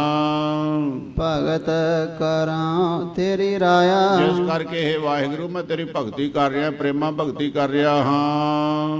ਪੀਐ ਹੈ ਤਾਂ ਪਾਣੀ ਆਣੇ ਮੇਰਾ, ਤੇ ਉਹ ਬੱਚਾ ਕਹਿੰਦੇ ਮਹਾਰਾਜ ਨੂੰ ਕਹਿਣ ਲੱਗਾ, ਸੱਚੇ ਪਾਤਸ਼ਾਹ ਜੇ ਮੈਨੂੰ ਹੁਕਮ ਹੋਊਗਾ ਤੇ ਮੈਂ ਵੀ ਪਾਣੀ ਲਿਆਉਂਗਾ, ਤੁਸੀਂ ਮੈਨੂੰ ਮੁੱਲ ਖਰੀਦ ਲਿਆ ਮਹਾਰਾਜ, ਮੈਂ ਜਲ ਲਿਆਉਂਗਾ, ਤੁਸੀਂ ਛਕੋਗੇ ਮੇਰੇ ਹੱਥੋਂ। ਖਾਹੇ ਤਾਂ ਪੀਸਣ ਜਾਓ, ਜੇ ਮਹਾਰਾਜ ਤੁਸੀਂ ਪ੍ਰਸ਼ਾਦਾ ਛਕੋਗੇ ਮੇਰੇ ਹੱਥ ਦਾ ਤੇ ਮੈਂ ਪੀਸ ਕੇ ਲਿਆਉਂਗਾ ਆਟਾ। ਉਹਨਾਂ ਜ਼ਮਾਨਿਆਂ ਵਿੱਚ ਚੱਕੀਆਂ ਮਸ਼ੀਨਾਂ ਤੇ ਨਹੀਂ ਸੀ ਚੱਲਦੀਆਂ, ਨਾ ਪਸ਼ੂਆਂ ਨਾਲ, ਪਹਿਲਾਂ ਹੱਥਾਂ ਦੇ ਨਾਲ ਹੀ ਬੀਬੀਆਂ ਅੰਮ੍ਰਿਤ ਵੇਲੇ ਉੱਠ ਕੇ ਚੱਕੀਆਂ ਝੋਂਦੀਆਂ, ਗੇੜਦੀਆਂ, ਆਟਾ ਪੀਸਦੀਆਂ। ਔਰ ਮਹਾਰਾਜ ਜੇ ਤੁਸੀਂ ਪ੍ਰਸ਼ਾਦਾ ਛਕੋਗੇ ਤੇ ਮੈਂ ਆਪਣੇ ਹੱਥਾਂ ਦੇ ਨਾਲ ਚੱਕੀ ਝੋ ਕੇ ਆਟਾ ਪੀਸ ਕੇ ਲਿਆਵਾਂਗਾ ਪ੍ਰਸ਼ਾਦਾ ਬਣਾਉਣ ਵਾਸਤੇ। ਪੱਖਾ ਫੇਰੇ ਪੈਰ ਮਲੋਵਾ, ਇਹ ਮਹਾਰਾਜ ਮੈਂ ਪੱਖਾ ਵੀ ਝੱਲੂੰਗਾ ਤੇ ਪੈਰ ਵੀ ਝੱਸੂੰਗਾ, ਮੁੱਠੀ ਚਾਪੀ ਵੀ ਕਰੂੰਗਾ। ਜਪਤ ਰਹਾ ਤੇਰਾ ਨਾਉ, ਅਤੇ ਸਦਾ ਮਹਾਰਾਜ ਤੁਹਾਡਾ ਨਾਮ ਜਪਦਾ ਰਹਾਂਗਾ। ਭਾਵੇਂ ਕਰਤੇ ਪੁਰਖ ਵਾਹਿਗੁਰੂ ਨੂੰ ਸੰਬੋਧਨ ਕਰ ਰਹੇ ਨੇ ਗੁਰੂ ਨਾਨਕ ਸਾਹਿਬ ਸੱਚੇ ਪਾਤਸ਼ਾਹ ਮਹਾਰਾਜ। ਇਹ ਬਾਲਕ ਵੀ ਬੇਨਤੀ ਕਰਦਾ ਹੈ, ਮਹਾਰਾਜ ਮੈਂ ਵੀ ਜੋ ਸੇਵਾ ਬਖਸ਼ੋਗੇ ਉਹ ਕਰਿਆ ਕਰਾਂਗਾ। ਲੋਣ ਹਰਾ ਮੇ ਨਾਨਕ ਲਾਲਾ, ਸੱਚੇ ਪਾਤਸ਼ਾਹ ਮਹਾਰਾਜ ਕਹਿੰਦੇ ਉਹ ਨਿਮਕ ਹਰਾਮੀ ਹੁੰਦੇ ਨੇ ਕੌਣ? ਬਖਸ਼ਹਿ ਤੁਧ ਵਡਿਆਈ, ਜਿਹੜੇ ਤੇਰੀ ਵਡਿਆਈ ਨੂੰ ਜਾਣਦੇ ਨਹੀਂ ਹਨ, ਤੇਰੀਆਂ ਦਿੱਤੀਆਂ ਹੋਈਆਂ ਦਾਤਾਂ, ਬਖਸ਼ੀਆਂ ਹੋਈਆਂ ਵਡਿਆਈਆਂ ਨੂੰ, ਦਾਤਾਂ ਨੂੰ ਜਾਣਦੇ ਨਹੀਂ, ਉਹ ਨਿਮਕ ਹਰਾਮੀ ਹਨ। ਆਦ ਜੁਗਾਦ ਦਇਆ ਪਤ ਦਾਤਾ, ਕਿਉਂਕਿ ਆਦ ਤੇ ਜਗਾਦ, ਆਰੰਭ ਤੋਂ ਲੈ ਕੇ ਅੰਤ ਤੱਕ, ਆਦ ਤੇ ਜਗਾਦ, ਜਦੋਂ ਸ੍ਰਿਸ਼ਟੀ ਤੇ ਕੁਝ ਵੀ ਨਹੀਂ ਸੀ ਤਦੋਂ ਤੋਂ ਲੈ ਕੇ ਤੇ ਸਾਰੇ ਅੰਤ, ਜਦ ਸਾਰੀ ਸ੍ਰਿਸ਼ਟੀ ਤੇ ਮਹਾਂਪਰਲੋ ਹੋਣੀ ਹੈ ਤਦੋਂ ਤੱਕ ਇੱਕੋ ਹੀ ਦਾਤਾ, ਸਾਰੇ ਜੀਵਾਂ ਨੂੰ ਦਾਤਾਂ ਦੇਣ ਵਾਲਾ ਕਰਤਾ ਪੁਰਖ ਵਾਹਿਗੁਰੂ ਹੈ। ਤੋਧ ਵੇਣ ਮੁਕਤ ਨਾ ਪਾਏ, ਇਹ ਮੇਰੇ ਕਰਤੇ ਪੁਰਖ ਵਾਹਿਗੁਰੂ ਸਾਰੇ ਜੀਵਾਂ ਨੂੰ ਤੁਸੀਂ ਦਾਤਾਂ ਦੇ ਰਹੇ ਹੋ। ਤੁਹਾਡੇ ਬਿਨ ਕੋਈ ਜੀਵ ਜਿਹੜਾ ਹੈ ਬੰਧਨ ਮੁਕਤ ਨਹੀਂ ਹੋ ਸਕਦਾ। ਚਉਪਈ ਅਸ ਕਹੇ ਕਿਰਪਾ ਦ੍ਰਿਸ਼ਟ ਪ੍ਰਭ ਦੇਖੇ, ਇਹ ਸ਼ਬਦ ਮਹਾਰਾਜ ਨੇ ਉਚਾਰਨ ਕੀਤਾ, ਮਿਹਰ ਦੀ ਨਿਗਾਹ ਨਾਲ ਉਸ ਬੱਚੇ ਨੂੰ ਤੱਕਿਆ। ਭਾਵ ਅਪਦਾ ਸਭ ਹਰੇ ਵਿਸ਼ੇਖੇ, ਉਹ ਜਿੰਨੇ ਵੀ ਵਿਪਦਾ ਸੀ ਨਾ ਉਸ ਪਰਿਵਾਰ ਦੇ ਉੱਤੇ, ਕਿਉਂਕਿ ਸੰਗਤ ਜੀ ਸਾਰਿਆਂ ਤੋਂ ਵੱਡੀ ਲਾਹਨਤ ਹੈ ਬਦਨਸੀਬੀ ਤੇ ਗਰੀਬੀ। ਗ੍ਰਸਤੀਆਂ ਵਾਸਤੇ ਤੇ ਬਹੁਤੀ ਹੋ ਜਾਂਦੀ ਹੈ, ਨਾ ਸੇਵਾ ਹੀ ਹੁੰਦੀ ਹੈ ਤੇ ਨਾ ਸਿਮਰਨ ਹੀ ਹੁੰਦਾ। ਜਿਹਨੂੰ ਹਰ ਵੇਲੇ ਰੋਟੀ ਦਾ ਹੀ ਫਿਕਰ ਬਣਿਆ ਰਹਿਣਾ, ਸੇਵਾ ਤੇ ਸਿਮਰਨ ਵਿਚਾਰਾ ਕੀ ਕਰੂ? ਮਨ ਤਾਂ ਰੋਟੀ 'ਚ ਹੀ ਲੱਗਾ ਰਹਿਣਾ ਵੀ ਇਹਦੀ ਕਮਾਈ ਕਿਵੇਂ ਕਰਨੀ ਹੈ, ਢਿੱਡ ਕਿਵੇਂ ਭਰਨਾ ਹੈ। ਭਗਤਾਂ ਨੇ ਵੀ ਹੱਥ ਜੋੜ ਕੇ ਕਹਿਤਾ ਸੀ, ਭੁੱਖੇ ਭਗਤ ਨਾ ਕੀਜੇ, ਜੇ ਮਾਲਾ ਆਪਣੀ ਚੱਕ ਲਓ ਮਾਲਾ, ਭਗਵਾਨ ਜੀ ਸਾਥੋਂ ਭੁੱਖਿਆਂ ਤੋਂ ਭਗਤੀ ਨਹੀਂ ਹੁੰਦੀ। ਢਿੱਡ 'ਚ ਅਨਾਜ ਹੋਵੇ, ਰੋਟੀ ਹੋਵੇ, ਪ੍ਰਸ਼ਾਦਾ ਹੋਵੇ ਤਾਂ ਹੀ ਸਿਮਰਨ ਕੀਤਾ ਜਾਂਦਾ ਹੈਗਾ। ਸੋ ਇਸ ਵਾਸਤੇ ਕਲਗੀਧਰ ਪਾਤਸ਼ਾਹ ਮਹਾਰਾਜ ਨੇ ਵੀ ਇਸ ਨੂੰ ਲਾਹਨਤ ਮੰਨਿਆ ਹੈ ਬਹੁਤ ਵੱਡੀ। ਆਦ ਭਵਾਨੀ ਈਸ਼ਰੀ ਮਾਇਆ ਜੰ ਕੋ ਨਾਮ, ਇਨ ਬਿਨ ਸਰੇ ਨ ਏਕ ਛਿਨ ਪੂਰਨ ਹੋਤ ਨ ਕਾਮ। ਸ੍ਰੀ ਮਾਇਆ ਮੋਹ ਕਰੂੰ ਉਚਾਰ, ਦਰਿਦਰ ਸਾਗਰ ਦੇ ਲਿਓ ਉਬਾਰ। ਦਰਿਦਰ ਦਾ ਸਮੁੰਦਰ ਬਹੁਤ ਵੱਡਾ ਭਾਰੀ, ਗੁਰੂ ਹੀ ਕਿਰਪਾ ਕਰਨ ਦੇ ਇਹਦੇ ਵਿੱਚੋਂ ਪਾਰ ਪਿਆ ਜਾਂਦਾ ਹੈ। ਕੋਈ ਜ਼ਰੂਰੀ ਨਹੀਂ ਹੈ ਕਿ ਮਾਇਆ ਧਾਰੀਆਂ ਦੀ ਮੱਤ ਵਿਚਲਤ ਹੋ ਜਾਂਦੀ ਹੈ। ਬੜੇ ਬੜੇ ਗੁਰਮੁਖ ਜਨ ਹਨ ਜਿਨ੍ਹਾਂ ਪਾਸ ਮਾਇਆ ਦਾ ਕੋਈ ਅੰਤ ਨਹੀਂ ਹੈ, ਪਰ ਉਹਨਾਂ ਦੀ ਮੱਤ ਵਿਚਲਤ ਨਹੀਂ ਹੁੰਦੀ, ਕਿਉਂਕਿ ਉਹਨਾਂ ਦੀ ਮੱਤ ਗੁਰੂ ਨਾਲ ਜੁੜੀ ਹੋਈ ਹੈ। ਉਹਨਾਂ ਦੀ ਮੱਤ ਗੁਰਮਤਿ ਅਨੁਸਾਰ ਰਮੀ ਹੋਈ ਹੈ, ਮਿਲੀ ਹੋਈ ਹੈ, ਤੇ ਗੁਰੂ ਦੀ ਮੱਤ ਅਨੁਸਾਰ ਉਹ ਚੱਲਦੇ ਆ। ਜਿਹਦੇ ਪਾਸ ਕੋਈ ਜੋੜਾ ਨਹੀਂ ਹੈ, ਇਹਨੂੰ ਜੋੜਾ ਪੈਰੀ ਲੈਤਾ ਪਵਾਤਾ, ਗਰੀਬ ਨੂੰ ਕੱਪੜੇ ਬਸਤਰ ਬਣਾ ਤੇ ਅਨਾਜ ਲੈ ਤਾ, ਹੋਰ ਸੇਵਾਵਾਂ ਗੁਰੂ ਕੇ ਲੰਗਰ ਦੀਆਂ ਸੇਵਾਵਾਂ ਕਰਵਾ ਦਿੱਤੀਆਂ, ਗੁਰੂ ਕੇ ਇਮਾਰਤਾਂ ਦੀਆਂ ਸੇਵਾਵਾਂ ਕਰਵਾ ਦਿੱਤੀਆਂ। ਭਜਨ ਬੰਦਗੀ ਕਰਨ ਵਾਲੇ ਜਿਹੜੇ ਸਾਧੂ ਹਨ ਉਹਨਾਂ ਦੇ ਕੋਈ ਸੇਵਾ ਕਰਵਾਤੀ। ਕਿਸੇ ਗਰੀਬ ਦੀ ਲੜਕੀ ਦਾ ਕਾਰਜ ਹੈ, ਸਾਧ ਸੰਗਤ ਜੀ ਗਰੀਬ ਦੀ ਲੜਕੀ ਨੂੰ ਵਿਆਹੁਣ ਵਰਗਾ ਦੁਨੀਆ ਤੇ ਕੋਈ ਪੁੰਨ ਨਹੀਂ ਹੈ। ਭਾਈ ਵਿਧੀ ਚੰਦ ਜੀ ਦੇ ਇਤਿਹਾਸ ਨੂੰ ਤਕਰੀਬਨ ਹੀ ਤੁਸੀਂ ਸਾਰੀਆਂ ਸੰਗਤਾਂ ਜਾਣਦੇ ਹੋ। ਛੇਵੇਂ ਗੁਰਾਂ ਨਾਲ ਰਹਿ ਕੇ ਇੰਨੀ ਸੇਵਾ ਕੀਤੀ ਸੀ। ਗੁਰਬਿਲਾਸ ਦੇ ਵਿੱਚ ਮਹਾਰਾਜ ਦੇ ਬਚਨ ਹਨ, ਤਵਾਰੀਖ ਦੇ ਵਿੱਚ ਵੀ ਇਹ ਬਚਨ ਆਉਂਦੇ ਆ। ਗੁਰੂ ਕੇ ਸਿੱਖਾਂ ਪ੍ਰਤੀ ਹੁਕਮਨਾਮਾ ਮਹਾਰਾਜ ਨੇ ਜਾਰੀ ਕੀਤਾ ਸੀ। ਗੁਰੂ ਕੇ ਸਿੱਖੋ, ਜਿਹੜਾ ਸਾਡੇ ਵਿੱਚ ਤੇ ਭਾਈ ਵਿਧੀ ਚੰਦ ਵਿੱਚ ਫਰਕ ਸਮਝੋ, ਸਾਡਾ ਸਿੱਖ ਹੀ ਨਹੀਂ ਹੈ। ਤੇ ਉਹਨਾਂ ਦੀ ਇੱਕ ਕਥਾ ਆਉਂਦੀ ਹੈ, ਕਹਿੰਦੇ ਸਰਹਾਲੀ ਦੀ, ਨਾਨਕੇ ਸੀ ਬਾਬਾ ਜੀ ਦੇ ਸਰਹਾਲੀ, ਆ ਵੱਡੀ ਸਰਹਾਲੀ ਜਿਹੜੀ ਹੈ ਤਰਨ ਤਾਰਨ ਦੇ ਲਾਗੇ, ਤੇ ਪੰਤਾਣੀ ਸੀਗੀ ਇੱਕ। ਤੇ ਉਹ ਕਹਿਣ ਲੱਗੀ, ਵਿਧੀਆ ਪੁੱਤ ਮੇਰੀ ਬੱਚੀ ਜਵਾਨ ਹੋਈ ਹੈ, ਮੇਰਾ ਘਰ ਵਾਲਾ ਸਿਰ ਤੇ ਨਹੀਂ, ਇਹਦਾ ਵਿਆਹ ਕਰਨਾ ਤੇ ਮੈਂ ਤੇ ਮਰਦੀ ਜਾਨੀ ਹੈ ਦਿਨੋਂ ਦਿਨ ਅੰਦਰੇ ਅੰਦਰ, ਵੀ ਇਹਦਾ ਵਿਆਹ ਕਿਵੇਂ ਕਰੂੰ, ਕਮਾਈ ਵਾਲਾ ਹੈ ਕੋਈ ਨਹੀਂ। ਉਸ ਵੇਲੇ ਬਾਬਾ ਜੀ ਨੇ ਪੁੱਛਿਆ, ਕਿੰਨੇ ਕੁ ਵਿੱਚ ਤੇਰਾ ਵਿਆਹ ਹੋ ਜਾਵੇਗਾ ਲੜਕੀ ਦਾ? ਉਹਨੇ ਬਹੁਤ ਵੱਡੀ ਰਕਮ, ਉਸ ਸਮੇਂ ਦੀ 500, ਅੱਜ ਸਮਝੋ 5 ਕਰੋੜ ਵਰਗੀ ਰਕਮ, ਕਹਿਣ ਲੱਗੀ 500 ਨਾਲ ਸਰ ਜੂ। ਪਤਾ ਕੀਤਾ, ਸ਼ਾਹੀ ਖਜ਼ਾਨਾ ਜਾ ਰਿਹਾ ਸੀਗਾ ਲਾਹੌਰ ਤੋਂ ਦਿੱਲੀ ਨੂੰ, ਤੇ ਇਹ ਕਾਵਾਂ ਵਾਲਾ ਪੱਤਰ ਜਿਹੜਾ ਹੈ ਗੋਂਦਵਾਲ ਸਾਹਿਬ ਇੱਥੋਂ ਦੀ ਪਾਰ ਹੋਣਾ ਸੀ। ਥੱਕੇ ਟੁੱਟੇ ਸਾਰੇ ਪਹਿਰੇਦਾਰ ਸੌਂਗੇ, ਰਾਤ ਨੂੰ ਤੰਬੂ ਵਿੱਚ ਬੜੇ। ਬਾਬਾ ਵਿਧੀ ਚੰਦ ਉਹ ਜਿਹੜਾ ਥੈਲੀਆਂ ਭਰੀਆਂ ਹੋਈਆਂ ਸੀ ਮੋਹਰਾਂ ਦੀਆਂ, ਜਿਹਦੇ ਤੇ 500 ਲਿਖੀ ਸੀ, ਚੱਕ ਲਈ ਲਿਜਾ ਕੇ ਉਹਨੂੰ ਬੀਬੀ ਨੂੰ ਦੇਤੀ ਵੀ ਲੈ ਆਪਣਾ ਤੂੰ ਵਿਆਹ ਕਰ। ਗਰੀਬ ਦੀ ਕੰਨਿਆ ਦਾ ਵਿਆਹ ਕਰਨਾ ਸਾਧ ਸੰਗਤ ਜੀ ਸ੍ਰਿਸ਼ਟੀ ਦੇ ਉੱਤੇ ਐਡਾ ਵੱਡਾ ਪੁੰਨ ਹੀ ਕੋਈ ਨਹੀਂ ਜਿੱਡਾ ਗਰੀਬ ਦੀ ਕੰਨਿਆ ਦਾ ਵਿਆਹ ਕਰਨ ਦਾ ਪੁੰਨ। ਨਿਗਾਹ ਤਾਂ ਕਿਸੇ ਦੀ ਵੀ ਚੰਗੀ ਨਹੀਂ ਹੈ, ਪਰ ਗਰੀਬ ਦੀ ਬੱਚੀ ਤੇ ਹਰ ਇੱਕ ਦੀ ਭੈੜੀ ਨਿਗਾਹ ਹਮੇਸ਼ਾ ਵਾਸਤੇ ਰਹਿੰਦੀ। ਕੋਈ ਵਿਰਲਾ ਹੀ ਰੱਬ ਦੇ ਭੈ ਵਾਲਾ ਵਾ ਜਿਹਦੀ ਉੱਤੇ ਨਿਗਾਹ ਮਾੜੀ ਨਾ ਜਾਵੇ। ਤੇ ਇਸ ਵਾਸਤੇ ਆਪਣੇ ਆਪ ਨੂੰ ਸੁਚਮਤਾਈ ਦੇ ਨਾਲ ਗ੍ਰਸਥ ਜੀਵਨ ਦੇ ਵਿੱਚ ਲੈ ਕੇ ਜਾਣਾ ਗਰੀਬ ਦੀ ਕੰਨਿਆ ਵਾਸਤੇ ਅਤੀ ਕਠਿਨ ਹੁੰਦਾ ਹੈ। ਤੇ ਉਹਦੀ ਪਵਿੱਤਰਤਾ ਨੂੰ ਕਾਇਮ ਰੱਖਦਿਆਂ ਕਿਸੇ ਦੀ ਪਵਿੱਤਰਤਾ ਨੂੰ ਬਚਾ ਕੇ ਰੱਖਣਾ ਸਾਧ ਸੰਗਤ ਜੀ ਇਹ ਤੋਂ ਵੱਡਾ ਕੋਈ ਪੁੰਨ ਹੋ ਹੀ ਨਹੀਂ ਸਕਦਾ। ਭੁੱਖੇ ਨੂੰ ਅਨਾਜ ਖਵਾ ਦੇਣਾ, ਗਰੀਬ ਦੀ ਕੰਨਿਆ ਦਾ ਦਾਨ ਕਰਵਾ ਦੇਣਾ, ਇਹ ਗੁਰਸਿੱਖਾਂ ਦੇ ਹਿੱਸੇ ਆਇਆ, ਉਹਨਾਂ ਦੇ ਜਿਨ੍ਹਾਂ ਨੂੰ ਰੱਬ ਨੇ ਕਿਰਪਾ ਕੀਤੀ, ਮਾਇਆ ਦੀਆਂ ਦਾਤਾਂ ਦਿੱਤੀਆਂ ਨੇ ਹੋਈਆਂ। ਸੋ ਇਸ ਵਾਸਤੇ ਗਰੀਬੀ ਜਿਹੜੀ ਹੈ ਸਾਰਿਆਂ ਤੋਂ ਵੱਡਾ ਨਰਕ ਹੈ। ਤੇ ਖਾਸ ਗ੍ਰਸਤੀਆਂ ਵਾਸਤੇ ਸੱਚੇ ਪਾਤਸ਼ਾਹ ਨੇ ਕਿਰਪਾ ਕੀਤੀ, ਉਹ ਜਿੰਨੀ ਵਿਪਤਾ ਸੀਗੀ ਉਸ ਪਰਿਵਾਰ ਦੀ ਗਰੀਬੀ ਦੀ ਸਾਰੀ ਗੁਰੂ ਨਾਨਕ ਸਾਹਿਬ ਜੀ ਨੇ ਖਤਮ ਕਰ ਦਿੱਤੀ। ਆਪਣੇ ਅੰਗ ਸੰਗ ਤਿਹ ਲਾਏ, ਅਤੇ ਆਪਣੇ ਗਲ ਨਾਲ ਲਾ ਲਿਆ ਉਸ ਬੱਚੇ ਨੂੰ, ਨਿੱਕੇ ਨੂੰ, ਲਾਲੇ ਨੂੰ ਮਹਾਰਾਜ ਨੇ। ਨੌ ਨਿਦ ਦਈ ਸਦਨ ਮਹਿ ਪਾਏ, ਜਿਹੜਾ ਗੁਰਾਂ ਦੇ ਚਰਨਾਂ ਨਾਲ ਜੁੜ ਗਿਆ ਉਹਨੂੰ ਹੀ ਕੋਈ ਕਮੀ ਨਹੀਂ ਰਹਿੰਦੀ, ਤੇ ਜਿਹਨੂੰ ਗੁਰਾਂ ਨੇ ਆਪਣੇ ਗਲ ਨਾਲ ਲਾ ਲਿਆ ਉਹਨੂੰ ਕੀ ਕਮੀ ਰਹਿਣੀ। 9 ਨਿਧੀਆਂ 18 ਸਿੱਧੀਆਂ ਮਹਾਰਾਜ ਨੇ ਬਖਸ਼ਿਸ਼ ਕਰ ਦਿੱਤੀਆਂ। ਛਤਰ ਪਦਾਰਥ ਛਿਨ ਮਹ ਦੇਨੇ, ਸੋ ਝਟਪਟੀ ਅੱਖ ਝਮਕਣ ਤੋਂ ਵੀ ਪਹਿਲਾਂ ਧਰਮ ਅਰਥ ਕਾਮ ਮੋਗ ਸਾਰਾ ਘਰ ਭਰ ਦਿੱਤਾ ਮਹਾਰਾਜ ਨੇ ਮਿਹਰ ਕਰਕੇ।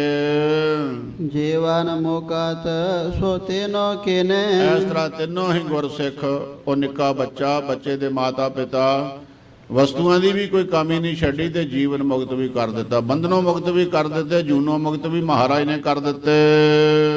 ਇਸ ਪ੍ਰਕਾਰ ਕਰ ਤਿਨਹਿ ਨਿਹਾਲਾ, ਆਇਓ ਗਰੀਬ ਨਵਾਜ ਪਾਤਸ਼ਾਹ ਮਹਾਰਾਜ ਨੇ ਇਸ ਗੁਰਸਿੱਖ ਪਰਿਵਾਰ ਨੂੰ ਨਿਹਾਲ ਨਿਹਾਲ ਕੀਤਾ ਹੈ। ਬਹੁਰੋ ਗਮਨੇ ਪ੍ਰਭੂ ਕਿਰਪਾਲਾ, ਐ ਨਿਹਾਲ ਕਰਕੇ ਸੱਚੇ ਪਾਤਸ਼ਾਹ ਮਹਾਰਾਜ ਉਥੋਂ ਅੱਗੇ ਚੱਲ ਪਏ। ਅਪਰ ਗ੍ਰਾਮ ਮਹਿ ਬੈਠੇ ਜਾਏ, ਇੱਕ ਹੋਰ ਨਗਰ ਵਿੱਚ ਜਾ ਕੇ ਸੱਚੇ ਪਾਤਸ਼ਾਹ ਮਹਾਰਾਜ ਨੇ ਡੇਰਾ ਕਰ ਦਿੱਤਾ। ਉਹ ਤੋ ਸਿੱਖ ਇੱਕ ਤਹਾਂ ਬਸਾਏ, ਤੇ ਉਹ ਨਗਰ ਦੇ ਵਿੱਚ ਗੁਰੂ ਕਾ ਸਿੱਖ ਰਹਿੰਦਾ ਸੀ। ਜਾਏ ਜੋ ਸੰਤ ਤਾਹੇ ਘਰ ਕੋਏ, ਉਹ ਇਹੋ ਜਿਹਾ ਸਾਧੂ ਬਿਰਤੀ ਦਾ ਹੈ ਤਾਂ ਸਿੱਖ, ਆਇਆ ਗਿਆ ਸਾਧੂਆਂ ਦੀ ਸੇਵਾ ਵੀ ਕਰਦਾ ਹੈ, ਪਰ ਜੇ ਕੋਈ ਸਾਧੂ ਉਹਦੇ ਘਰੇ ਆਉਂਦਾ ਹੈ, ਹੇਤ ਧਰ ਸੇਵਾ ਕਰ ਹੈ ਸੋਏ, ਸੇਵਾ ਉਹਦੀ ਬੜੀ ਕਰਦਾ ਪਿਆਰ ਦੇ ਨਾਲ। ਪੁਨ ਸੋ ਕਰ ਹੈ ਪ੍ਰਸ਼ਨ ਬਨਾਏ, ਸੇਵਾ ਕਰਨ ਤੋਂ ਬਾਅਦ ਆਏ ਹੋਏ ਸਾਧੂਆਂ ਨੂੰ ਇੱਕ ਸਵਾਲ ਕਰ ਦਿੰਦਾ ਏ ਉਹ, ਸਾਧ ਮਿਲੇ ਫਲ ਦੇਹ ਬਤਾਏ। ਭਾਈ ਸੰਤ ਜੀ ਤੁਸੀਂ ਆਏ ਹੋ, ਕਿਰਪਾ ਕਰੋ ਮੈਨੂੰ ਇਹ ਦੱਸੋ ਵੀ ਸਾਧੂਆਂ ਦੇ ਮਿਲਣ ਦਾ ਮਹਾਤਮ ਕੀ ਹੈ, ਫਲ ਕੀ ਹੈ? ਤਿਸ ਕੇ ਮਨਸ਼ਾ ਪੂਰਨ ਕਾਜਾ।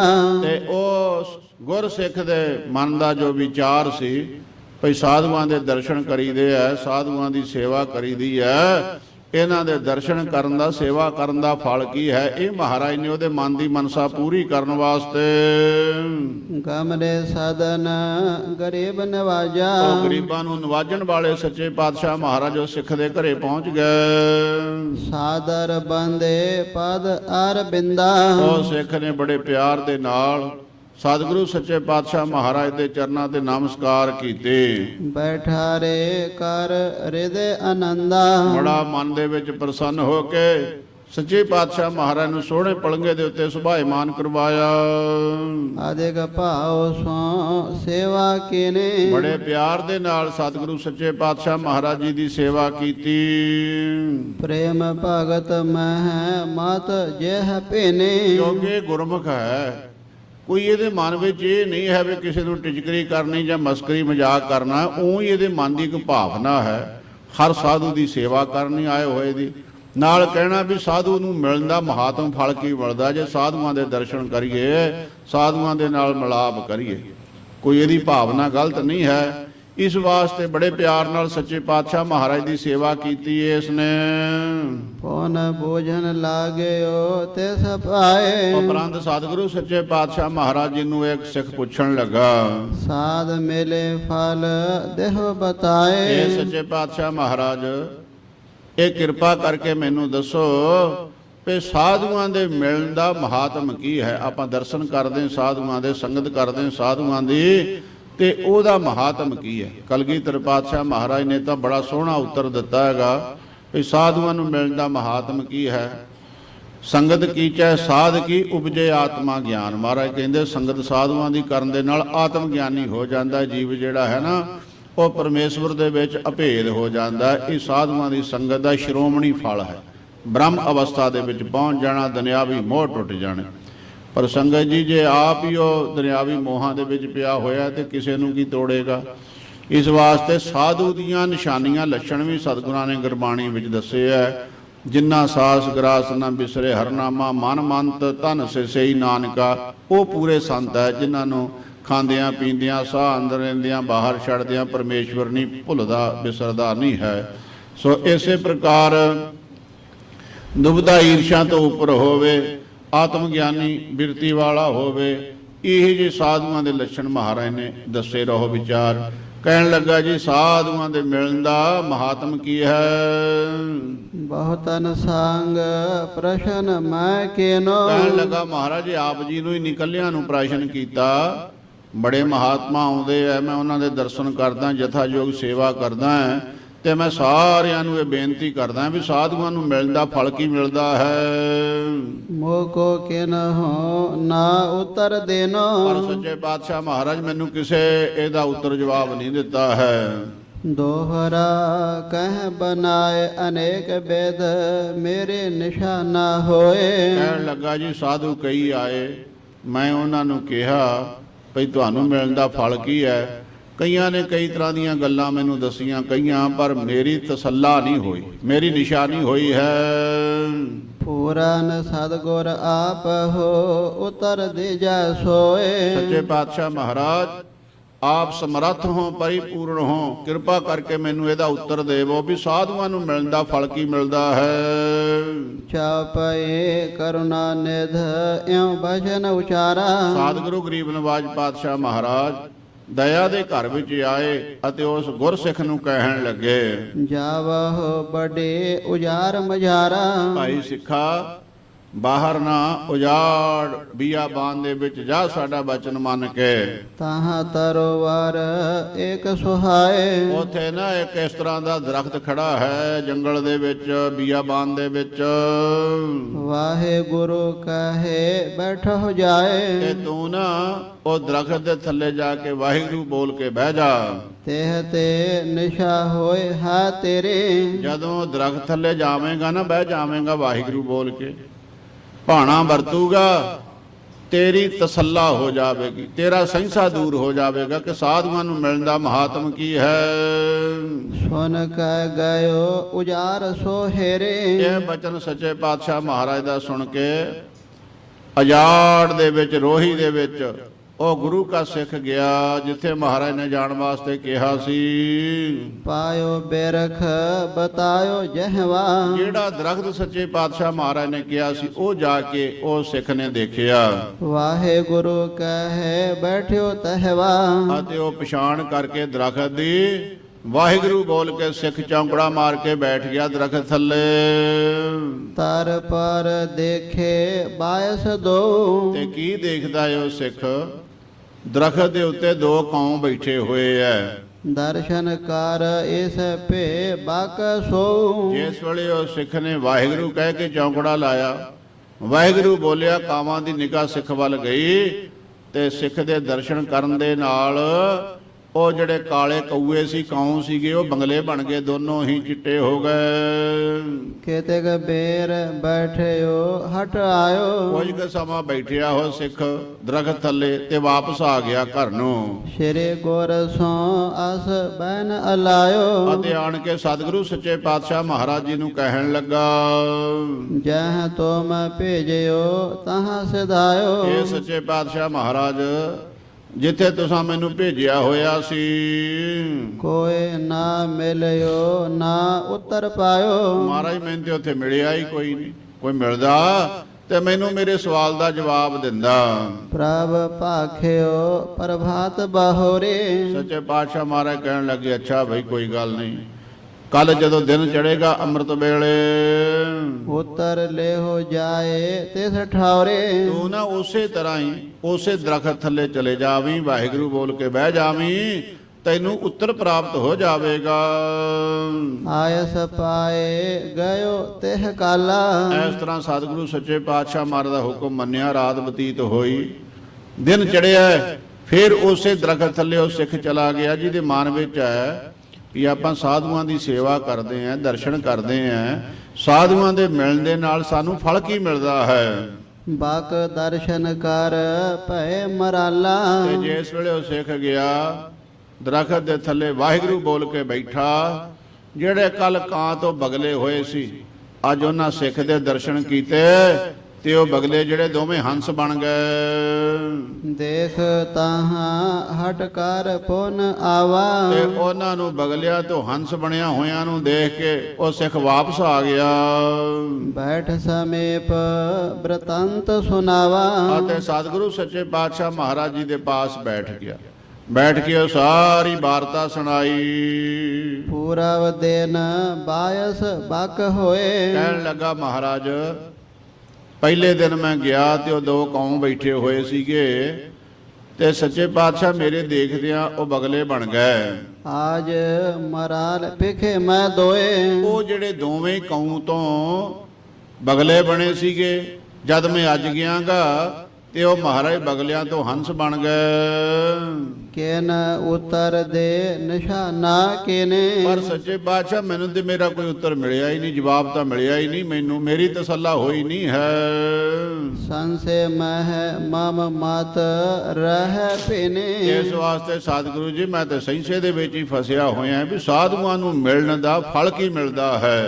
ਸੁਨ ਕਰ ਸ਼੍ਰੀ ਗੁਰ ਗਿਰਾ ਅਲਾਏ, ਇਹ ਬਚਨ ਸਤਿਗੁਰੂ ਗਰੀਬ ਨਵਾਜ ਪਾਤਸ਼ਾਹ ਮਹਾਰਾਜ ਨੇ ਉਹ ਸਿੱਖ ਦੇ ਸੁਣੇ ਤੇ ਕਹਿਣ ਲੱਗੇ, ਪੌਨ ਇਸ ਬਾਰ ਜਾਹੋ ਤਿਹ ਥਾਈ, ਭਾਈ ਸਿੱਖਾ ਤੂੰ ਇਸ ਤਰ੍ਹਾਂ ਕਰ, ਜਾ ਹੁਣ ਸਾਡਾ ਬਚਨ ਮੰਨ ਕੇ ਤੀਸਰੀ ਵਾਰ ਜਾ ਉਸੇ ਦਰਖਤ ਦੇ ਪਾਸ, ਉਤਰ ਪਾਏ ਜਾਏ ਤਵ ਸੰਸਾ, ਤੇ ਤੈਨੂੰ ਨਾ ਤੇਰੀ ਗੱਲ ਦਾ ਜਵਾਬ ਮਿਲ ਜਾਵੇਗਾ।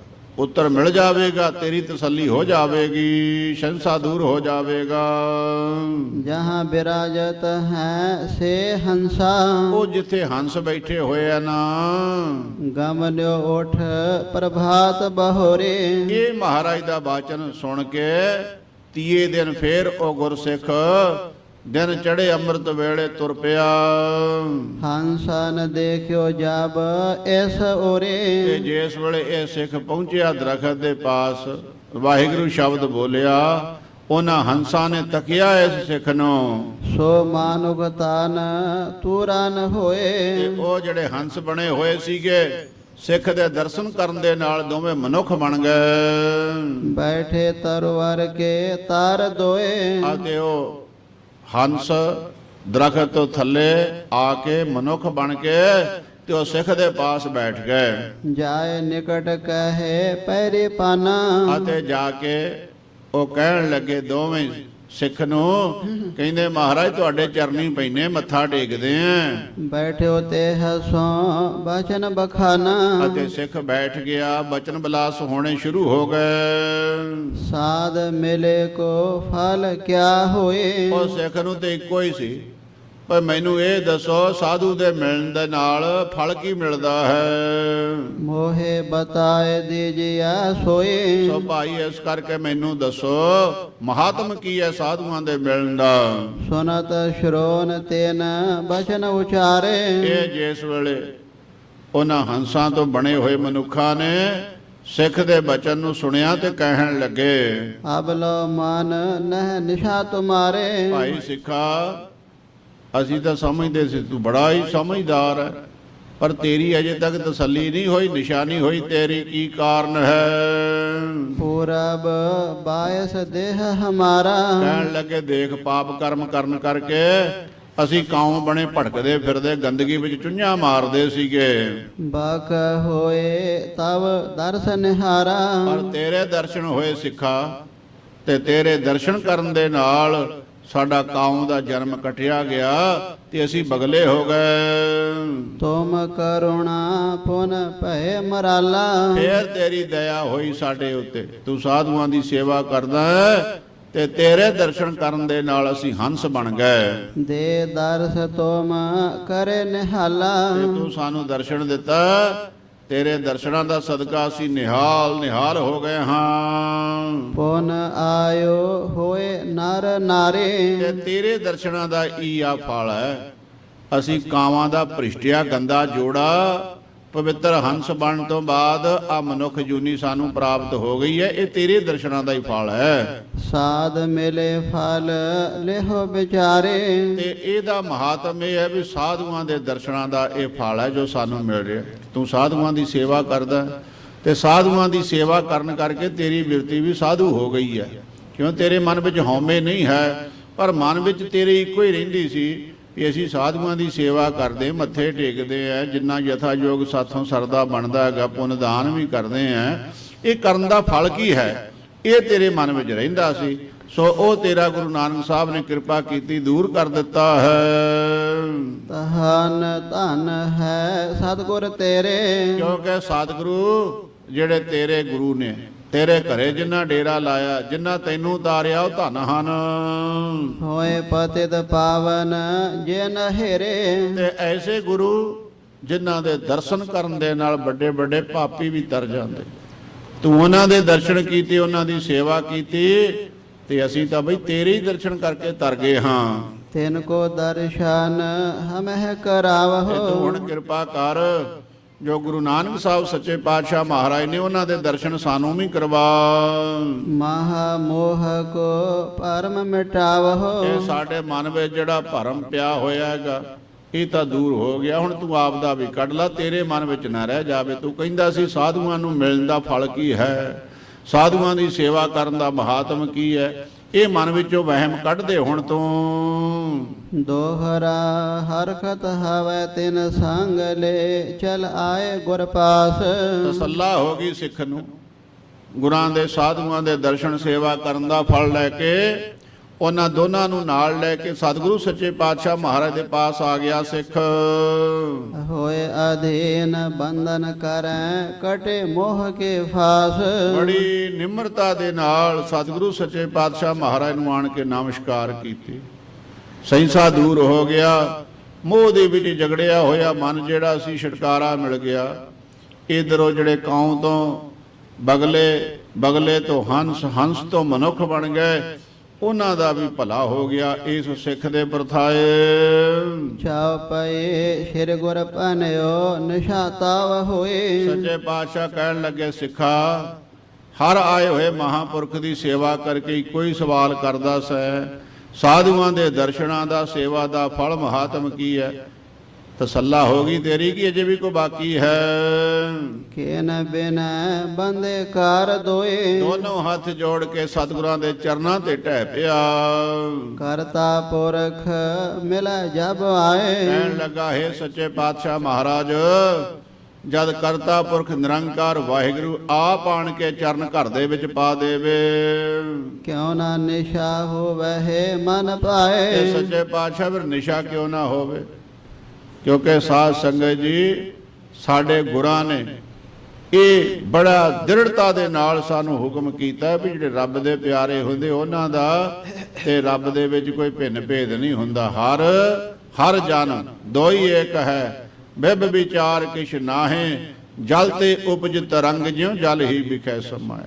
ਹਰੀ ਤੇ ਹਰੀ ਦੇ ਪਿਆਰੇ, ਰੱਬ ਦੇ ਪਿਆਰੇ, ਸਿਮਰਨ ਕਰਨ ਵਾਲੇ, ਸਰਦਾ ਭਾਵਨਾ ਰੱਖਣ ਵਾਲੇ, ਗੁਰੂ ਚਰਨਾਂ ਦੇ ਉੱਤੇ ਗੁਰੂ ਕੀ ਸੰਗਤ ਨਾਲ ਪਿਆਰ ਕਰਨ ਵਾਲੇ, ਮਨੁੱਖਾਂ ਜੀਵਾਂ ਦੇ ਨਾਲ ਪਿਆਰ ਕਰਨ ਵਾਲੇ ਰੱਬੀ ਰੂਹਾਂ ਉਹ ਰੱਬ ਦਾ ਹੀ ਰੂਪ ਹੋ ਜਾਂਦੀਆਂ ਹਨ। ਸੱਚੇ ਪਾਤਸ਼ਾਹ ਮਹਾਰਾਜ, ਜਦ ਤੁਸੀਂ ਰੱਬ ਹੀ ਮੇਰੇ ਘਰੇ ਆ ਗਏ ਤਾਂ ਮੇਰੀ ਤਸੱਲੀ ਕਿਉਂ ਨਾ ਹੁੰਦੀ? ਸੁਨ ਕੈ ਪ੍ਰਭ ਕਿਰਪਾਲ ਤਿਹ ਕਾਲਾ। ਇਹ ਬਚਨ ਸੱਚੇ ਪਾਤਸ਼ਾਹ ਮਹਾਰਾਜ ਜੀ ਨੇ ਇਹਨਾਂ ਦੇ ਸੁਣੇ। ਬੋਲੇ ਬਚਨ ਪ੍ਰਸਿੱਧ ਵਿਸਾਲਾ। ਬੜੇ ਪ੍ਰਸੰਨ ਹੋਏ ਗਰੀਬ ਨਵਾਜ, ਕਹਿਣ ਲੱਗੇ, ਜਨਮ ਮਰਨ ਕੇ ਬੰਧਨ ਤੇਰੇ। ਇਹ ਭਾਈ ਜਿਹੜੇ ਤੇਰੇ ਜੰਮਣ ਮਰਨ ਦੇ ਬੰਧਨ ਸਨ, ਸੰਤ ਸੇਵ ਨਾਸ਼ੇ ਇੱਕ ਬੇਰੇ। ਉਹਨਾਂ ਸਾਧੂਆਂ ਦੀ ਸੇਵਾ ਕਰਦਾ ਰਿਹਾ ਤੇ ਸਾਧੂਆਂ ਦੀ ਸੇਵਾ ਕਰਨ ਦਾ ਫਲ ਇੱਕ ਇਹ ਵੀ ਹੈਗਾ, ਸਾਰੇ ਬੰਧਨ ਮੁਕਤ ਹੋ ਜਾਂਦੇ, ਕੋਈ ਬੰਧਨ ਰਹਿ ਨਹੀਂ ਜਾਂਦਾ। ਔਰ ਇਸ ਸੰਸਾਰ ਦੇ ਵਿੱਚ ਜੰਮਣ ਮਰਨ ਦਾ ਬੰਧਨ ਵੀ ਆਣ ਕੇ ਕਟਿਆ ਜਾਂਦਾ ਸਾਧੂਆਂ ਦੀ ਸੰਗਤ ਕਰਨ ਦੇ ਨਾਲ, ਸਾਧੂਆਂ ਦੀ ਸੇਵਾ ਕਰਨ ਦੇ ਨਾਲ। ਇਹ ਨਿਸ਼ਾਨੀ ਸਾਧ ਕੀ ਜਿਸ ਭੇਟ ਤੇ ਤਰੀਐ, ਜਮ ਕੰਕਰ ਨੇੜ ਨਾ ਆਵੇ ਫਿਰ ਬਹੁੜ ਨਾ ਮਰੀਐ। ਇਹ ਸਾਧੂਆਂ ਦੀ ਨਿਸ਼ਾਨੀ ਹੈ। ਪਰ ਸਾਧੂ ਹੋਣੇ ਚਾਹੀਦੇ ਐ, ਕੇਵਲ ਭੇਖੀ ਮੂਰਖ ਸਿੱਖ ਸਾਧੂ ਨਹੀਂ ਹੋਣੇ ਚਾਹੀਦੇ, ਵਿਖਾਵੇ ਦੇ ਨਹੀਂ ਹੋਣੇ ਚਾਹੀਦੇ। ਠੱਗ ਵੀ ਬੜੇ ਬੜੇ ਬਣੇ ਹੋਏ ਐ। ਕਲਗੀਧਰ ਪਿਦਾਈ ਦੇ ਸਮੇਂ ਤੇ ਵੀ ਸਾਧ ਸੰਗਤ ਜੀ ਉਹ ਮਸੰਦ ਸਾਧ ਬਣ ਕੇ ਜਾਂਦੇ ਸੀ, ਲੋਕਾਂ ਦੇ ਘਰੇ ਗਰੀਬ ਸਿੱਖਾਂ ਨੂੰ ਤੰਗ ਕਰਿਆ ਕਰਦੇ। ਨੌ ਟੰਕੀਆਂ ਨੇ ਉਹ ਲਾ ਕੇ ਨਕਲ ਦਿਖਾਈ, ਮਹਾਰਾਜ ਰੋ ਪਏ, ਕਹਿਣ ਲੱਗੇ ਇੰਨੀ ਬੇਅਦਬੀ ਸਾਡੇ ਸਿੱਖਾਂ ਦੀ, ਅੱਜ ਤੋਂ ਬਾਅਦ ਕੋਈ ਮਸੰਦ ਕਿਸੇ ਸਿੱਖ ਦੇ ਘਰੇ ਨਹੀਂ ਜਾਊਗਾ, ਕਿਸੇ ਮਸੰਦ ਨੂੰ ਸਾਡਾ ਕੋਈ ਸਿੱਖ ਪੂਜਾ ਨਹੀਂ ਦੇਊਗਾ, ਨਾ ਇਹਨਾਂ ਨੂੰ ਸੇਵਨ ਕਰੂਗਾ, ਤੇ ਸਿੱਧੀ ਸੇਵਾ ਸਾਡੇ ਪਾਸ ਭੇਜਣੀ। ਕੋਈ ਵੀ ਗੁਰੂ ਕਾ ਸਿੱਖ ਆਵੇ ਆਪ ਲੈ ਕੇ ਆਵੇ, ਜੇ ਆਪ ਨਹੀਂ ਆ ਸਕਦਾ ਜਦ ਜਥੇ ਸਰੂਪ ਦੇ ਵਿੱਚ ਸੰਗਤ ਆਵੇ ਉਹਨਾਂ ਦੇ ਹੱਥੀਂ ਭੇਜਣੀ। ਸੋ ਇਸ ਵਾਸਤੇ ਸਾਧ ਸੰਗਤ ਜੀ, ਭੇਖ ਮਾੜਾ ਨਹੀਂ ਹੈ, ਪਰ ਭੇਖ ਧਾਰਨ ਕਰਕੇ ਆ ਦੇਖੋ ਨਾ, ਜਾਲੀ ਡੁਪਲੀਕੇਟ ਕਰੰਸੀ ਵੀ ਬਣ ਜਾਂਦੀ ਹੈ, ਆ ਨਕਲੀ ਨੋਟ ਵੀ ਬਣ ਜਾਂਦੇ ਆ। ਅਸਲੀ ਦੀ ਇੱਜ਼ਤ ਹੁੰਦੀ ਹੈ ਤੇ ਨਕਲੀ ਵਾਲੇ ਨੂੰ ਨਾਲੇ ਡੰਡੇ ਪੈਂਦੇ, ਨਾਲੇ ਫੜ ਕੇ ਜੇਲ੍ਹ ਵਿੱਚ ਬੰਦ ਕਰ ਦਿੰਦੇ। ਇਹ ਜਮਾਂ ਦੇ ਡੰਡੇ ਐ ਪੈਣੇ ਜਿਹੜੇ ਨਕਲੀ ਬਾਣੇ ਪਾ ਕੇ ਲੋਕਾਂ ਨੂੰ ਠੱਗਦੇ ਫਿਰਦੇ ਆ, ਰੱਬ ਦੇ ਪਿਆਰਿਆਂ ਨੂੰ ਦੁੱਖ ਦਿੰਦੇ ਫਿਰਦੇ ਆ। ਉਹਨਾਂ ਦੀ ਹਾਲਤ ਉਹ ਹੋਣੀ ਨਕਲੀ ਜਾਲੀ ਕਰੰਸੀ ਵਾਲਿਆਂ ਵਰਗੀ। ਸੱਚੇ ਪਾਤਸ਼ਾਹ ਬਖਸ਼ਣ। ਕਹਿਣ ਲੱਗੇ, ਹਾਂਜੀ ਚਲੋ। ਪਰਾ ਲਬਦ ਸੋ ਭੋਗਨ ਭੋਗ। ਮਹਾਰਾਜ ਕਹਿਣ ਲੱਗੇ ਬਈ ਜਿਹੜੀ ਤੇਰੀ ਪਰਾ ਲਬਦ ਹੈ ਨਾ, ਹੁਣ ਬਾਕੀ ਬਚੀ ਹੋਈ ਤੂੰ ਉਹ ਭੋਗ ਭੋਗ ਲੈ ਆਪਣੇ। ਬਹਰੋ ਪ੍ਰਾਪਤ ਹਵੈ ਹਰ ਲੋਗ। ਤੇ ਫੇਰ ਤੈਨੂੰ ਹਰੀ ਪਰਮੇਸ਼ਵਰ ਦਾ ਲੋਕ ਸੱਚਖੰਡ ਜਿਹੜਾ ਹੈ ਉਹ ਪ੍ਰਾਪਤ ਹੋ ਜਾਵੇਗਾ। ਆਸ ਬਾਰ ਦੇ ਕਰ ਕੇਨ ਪਿਆਨਾ। ਇਹ ਵਰ ਦੇ ਕਿ ਸਤਿਗੁਰੂ ਸੱਚੇ ਪਾਤਸ਼ਾਹ ਮਹਾਰਾਜ ਉੱਥੋਂ ਅੱਗੇ ਚੱਲੇ। ਕਲੁਖ ਮਿਟ ਹੈ ਜਿਹ ਕਰਤ ਧਿਆਨਾ। ਐਸੇ ਨੇ ਗੁਰੂ ਨਾਨਕ ਪਾਤਸ਼ਾਹ ਮਹਾਰਾਜ, ਜਿਨ੍ਹਾਂ ਦਾ ਨਾਮ ਲੈਣ ਦੇ ਨਾਲ ਜਿਨ੍ਹਾਂ ਦੇ ਚਰਨਾਂ ਦਾ ਧਿਆਨ ਧਾਰਨ ਦੇ ਨਾਲ ਸਾਰੇ ਪਾਪ ਸੜ ਕੇ ਸਵਾਹ ਹੋ ਜਾਂਦੇ ਹਨ। ਸ਼੍ਰੀ ਕਰਤਾਰਪੁਰੇ ਪੁਨ ਆਏ, ਐਂ ਗਰੀਬ ਨਵਾਜ ਪਾਤਸ਼ਾਹ ਮਹਾਰਾਜ ਗੁਰਸਿੱਖਾਂ ਨੂੰ ਤਾਰ ਕੇ ਕਰਤਾਰਪੁਰ ਸਾਹਿਬ ਆ ਗਏ। ਮਿਲ ਕੇ ਸਭ ਸੇਵਕ ਹਰ ਤੇ ਖਾਏ, ਜਿੰਨੀਆਂ ਵੀ ਸੰਗਤਾਂ ਸੀ ਸਤਿਗੁਰਾਂ ਦੇ ਦਰਸ਼ਨ ਕਰਕੇ ਪ੍ਰਸੰਨ ਹੋ ਗਏ। ਰਹੇ ਤਾਹਾਂ ਪੁਨ ਗਮਨੇ ਨਾਹੇ। ਫੇਰ ਸੱਚੇ ਪਾਤਸ਼ਾਹ ਮਹਾਰਾਜ ਇਹ ਆਖਰੀ ਯਾਤਰਾ ਤੇ ਗਏ, ਫੇਰ ਨਹੀਂ ਮਹਾਰਾਜ ਕਿੱਥੇ ਯਾਤਰਾ ਨੂੰ ਗਏ। ਬਾਕੀ ਦਾ ਸਮਾਂ ਸਾਰਾ ਹੀ ਸਤਿਗੁਰਾਂ ਨੇ ਕਰਤਾਰਪੁਰ ਸਾਹਿਬ ਬਤੀਤ ਕੀਤਾ। ਕਰਹਿ ਦਰਸ਼ਨ ਨਰ ਕਲੁਖ ਨਸਾਹੇ, ਸਤਿਗੁਰੂ ਗਰੀਬ ਨਵਾਜ ਜੀ ਦੇ ਸੰਗਤਾਂ ਆਣ ਕੇ ਦਰਸ਼ਨ ਕਰਦੀਆਂ ਹਨ, ਸੇਵਾ ਕਰਦੀਆਂ। ਗੁਰੂ ਕੀਆਂ ਸੰਗਤਾਂ ਲੋ ਲੰਗਰ ਤਪਦੇ ਐ, ਕਥਾ ਕੀਰਤਨ ਦੇ ਪ੍ਰਵਾਹ ਚੱਲ ਰਹੇ ਐ, ਔਰ ਮਹਾਰਾਜ ਦੇ ਚਰਨਾਂ ਵਿੱਚ ਰਹਿ ਕੇ ਬੇਅੰਤ ਗੁਰੂ ਕੇ ਲਾਲ ਆਪਣਾ ਜੀਵਨ ਸਫਲਾ ਕਰ ਰਹੇ ਐ। ਸਤਿਗੁਰੂ ਗਰੀਬ ਨਵਾਜ ਮਹਾਰਾਜ ਕਿਰਪਾ ਕਰਨ, ਬਖਸ਼ਿਸ਼ ਕਰਨ, ਮਿਹਰ ਕਰਨ। ਜਿਵੇਂ ਇਹਨਾਂ ਜੀਵਾਂ ਨੂੰ ਤਾਰਿਆ ਹੈ, ਅਸੀਂ ਇਮਤਿਹਾਨ ਤਾਂ ਦੇਣ ਜੋਗੇ ਹੀ ਨਹੀਂ ਗੇ। ਇਹ ਜੇ ਕਰੜੇ ਇਮਤਿਹਾਨ ਸੁਣ ਕੇ ਦਿਲ ਕੰਬ ਜਾਂਦਾ। ਤੇ ਨਾ ਮਹਾਰਾਜ ਸਾਨੂੰ ਹੁਣ ਕਿਰਪਾ ਕਰਕੇ ਇਹ ਜੇ ਇਮਤਿਹਾਨ ਪਾਉਣ ਹੀ, ਸਾਨੂੰ ਤਾਂ ਊਂ ਹੀ ਆਲੇ ਭੋਲੇ ਜਾਣ ਕੇ ਸੱਚੇ ਪਾਤਸ਼ਾਹ ਮਹਾਰਾਜ ਭੋਲੇ ਭਾਏ ਮਿਲੇ ਰਗ ਰਾਇਆ ਸਾਡੇ ਭੋਲੇ ਭਾ ਨੂੰ ਦੇਖ ਕੇ। ਪਰ ਮਹਾਰਾਜ ਭਾ ਵੀ ਭੋਲਾ ਆਪ ਹੀ ਬਣਾਉਣ, ਚਤਰਾਈਆਂ ਵਾਲੇ ਪਾਸੇ ਨੂੰ ਨਾ ਤੁਰ ਪਈਏ, ਚਤਰ ਨਾ ਬਾਹਲੇ ਬਣ ਜਾਈਏ, ਭੋਲੇ ਬਣੀਏ। ਤੇ ਗੁਰੂ ਜੀ ਸਾਡੀ ਬਾਹ ਫੜ ਕੇ ਇੱਥੇ ਵੀ ਸਾਡੀ ਰੱਖਿਆ ਕਰਨ ਤੇ ਪਰਲੋਕ ਵਿੱਚ ਵੀ ਇਹ ਅਰਦਾਸਾਂ ਕਰਦੇ, ਸਮਾਪਤੀ ਕਰਦੇ। ਭੁੱਲਾਂ ਚੁੱਕਾਂ ਦੀ ਖਿਮਾ, ਅੱਗੇ ਤੋਂ ਸਮਤ ਬਖਸ਼ਣੀ। ਪਿਆਰ ਸਤਿਕਾਰ ਸਹਿਤ ਫਤਿਹ ਬੁਲਾਈਏ। ਵਾਹਿਗੁਰੂ ਜੀ ਕਾ ਖਾਲਸਾ, ਵਾਹਿਗੁਰੂ ਜੀ ਕੀ ਫਤਿਹ। ਅਚੁਤ ਹੈ ਪਾਰ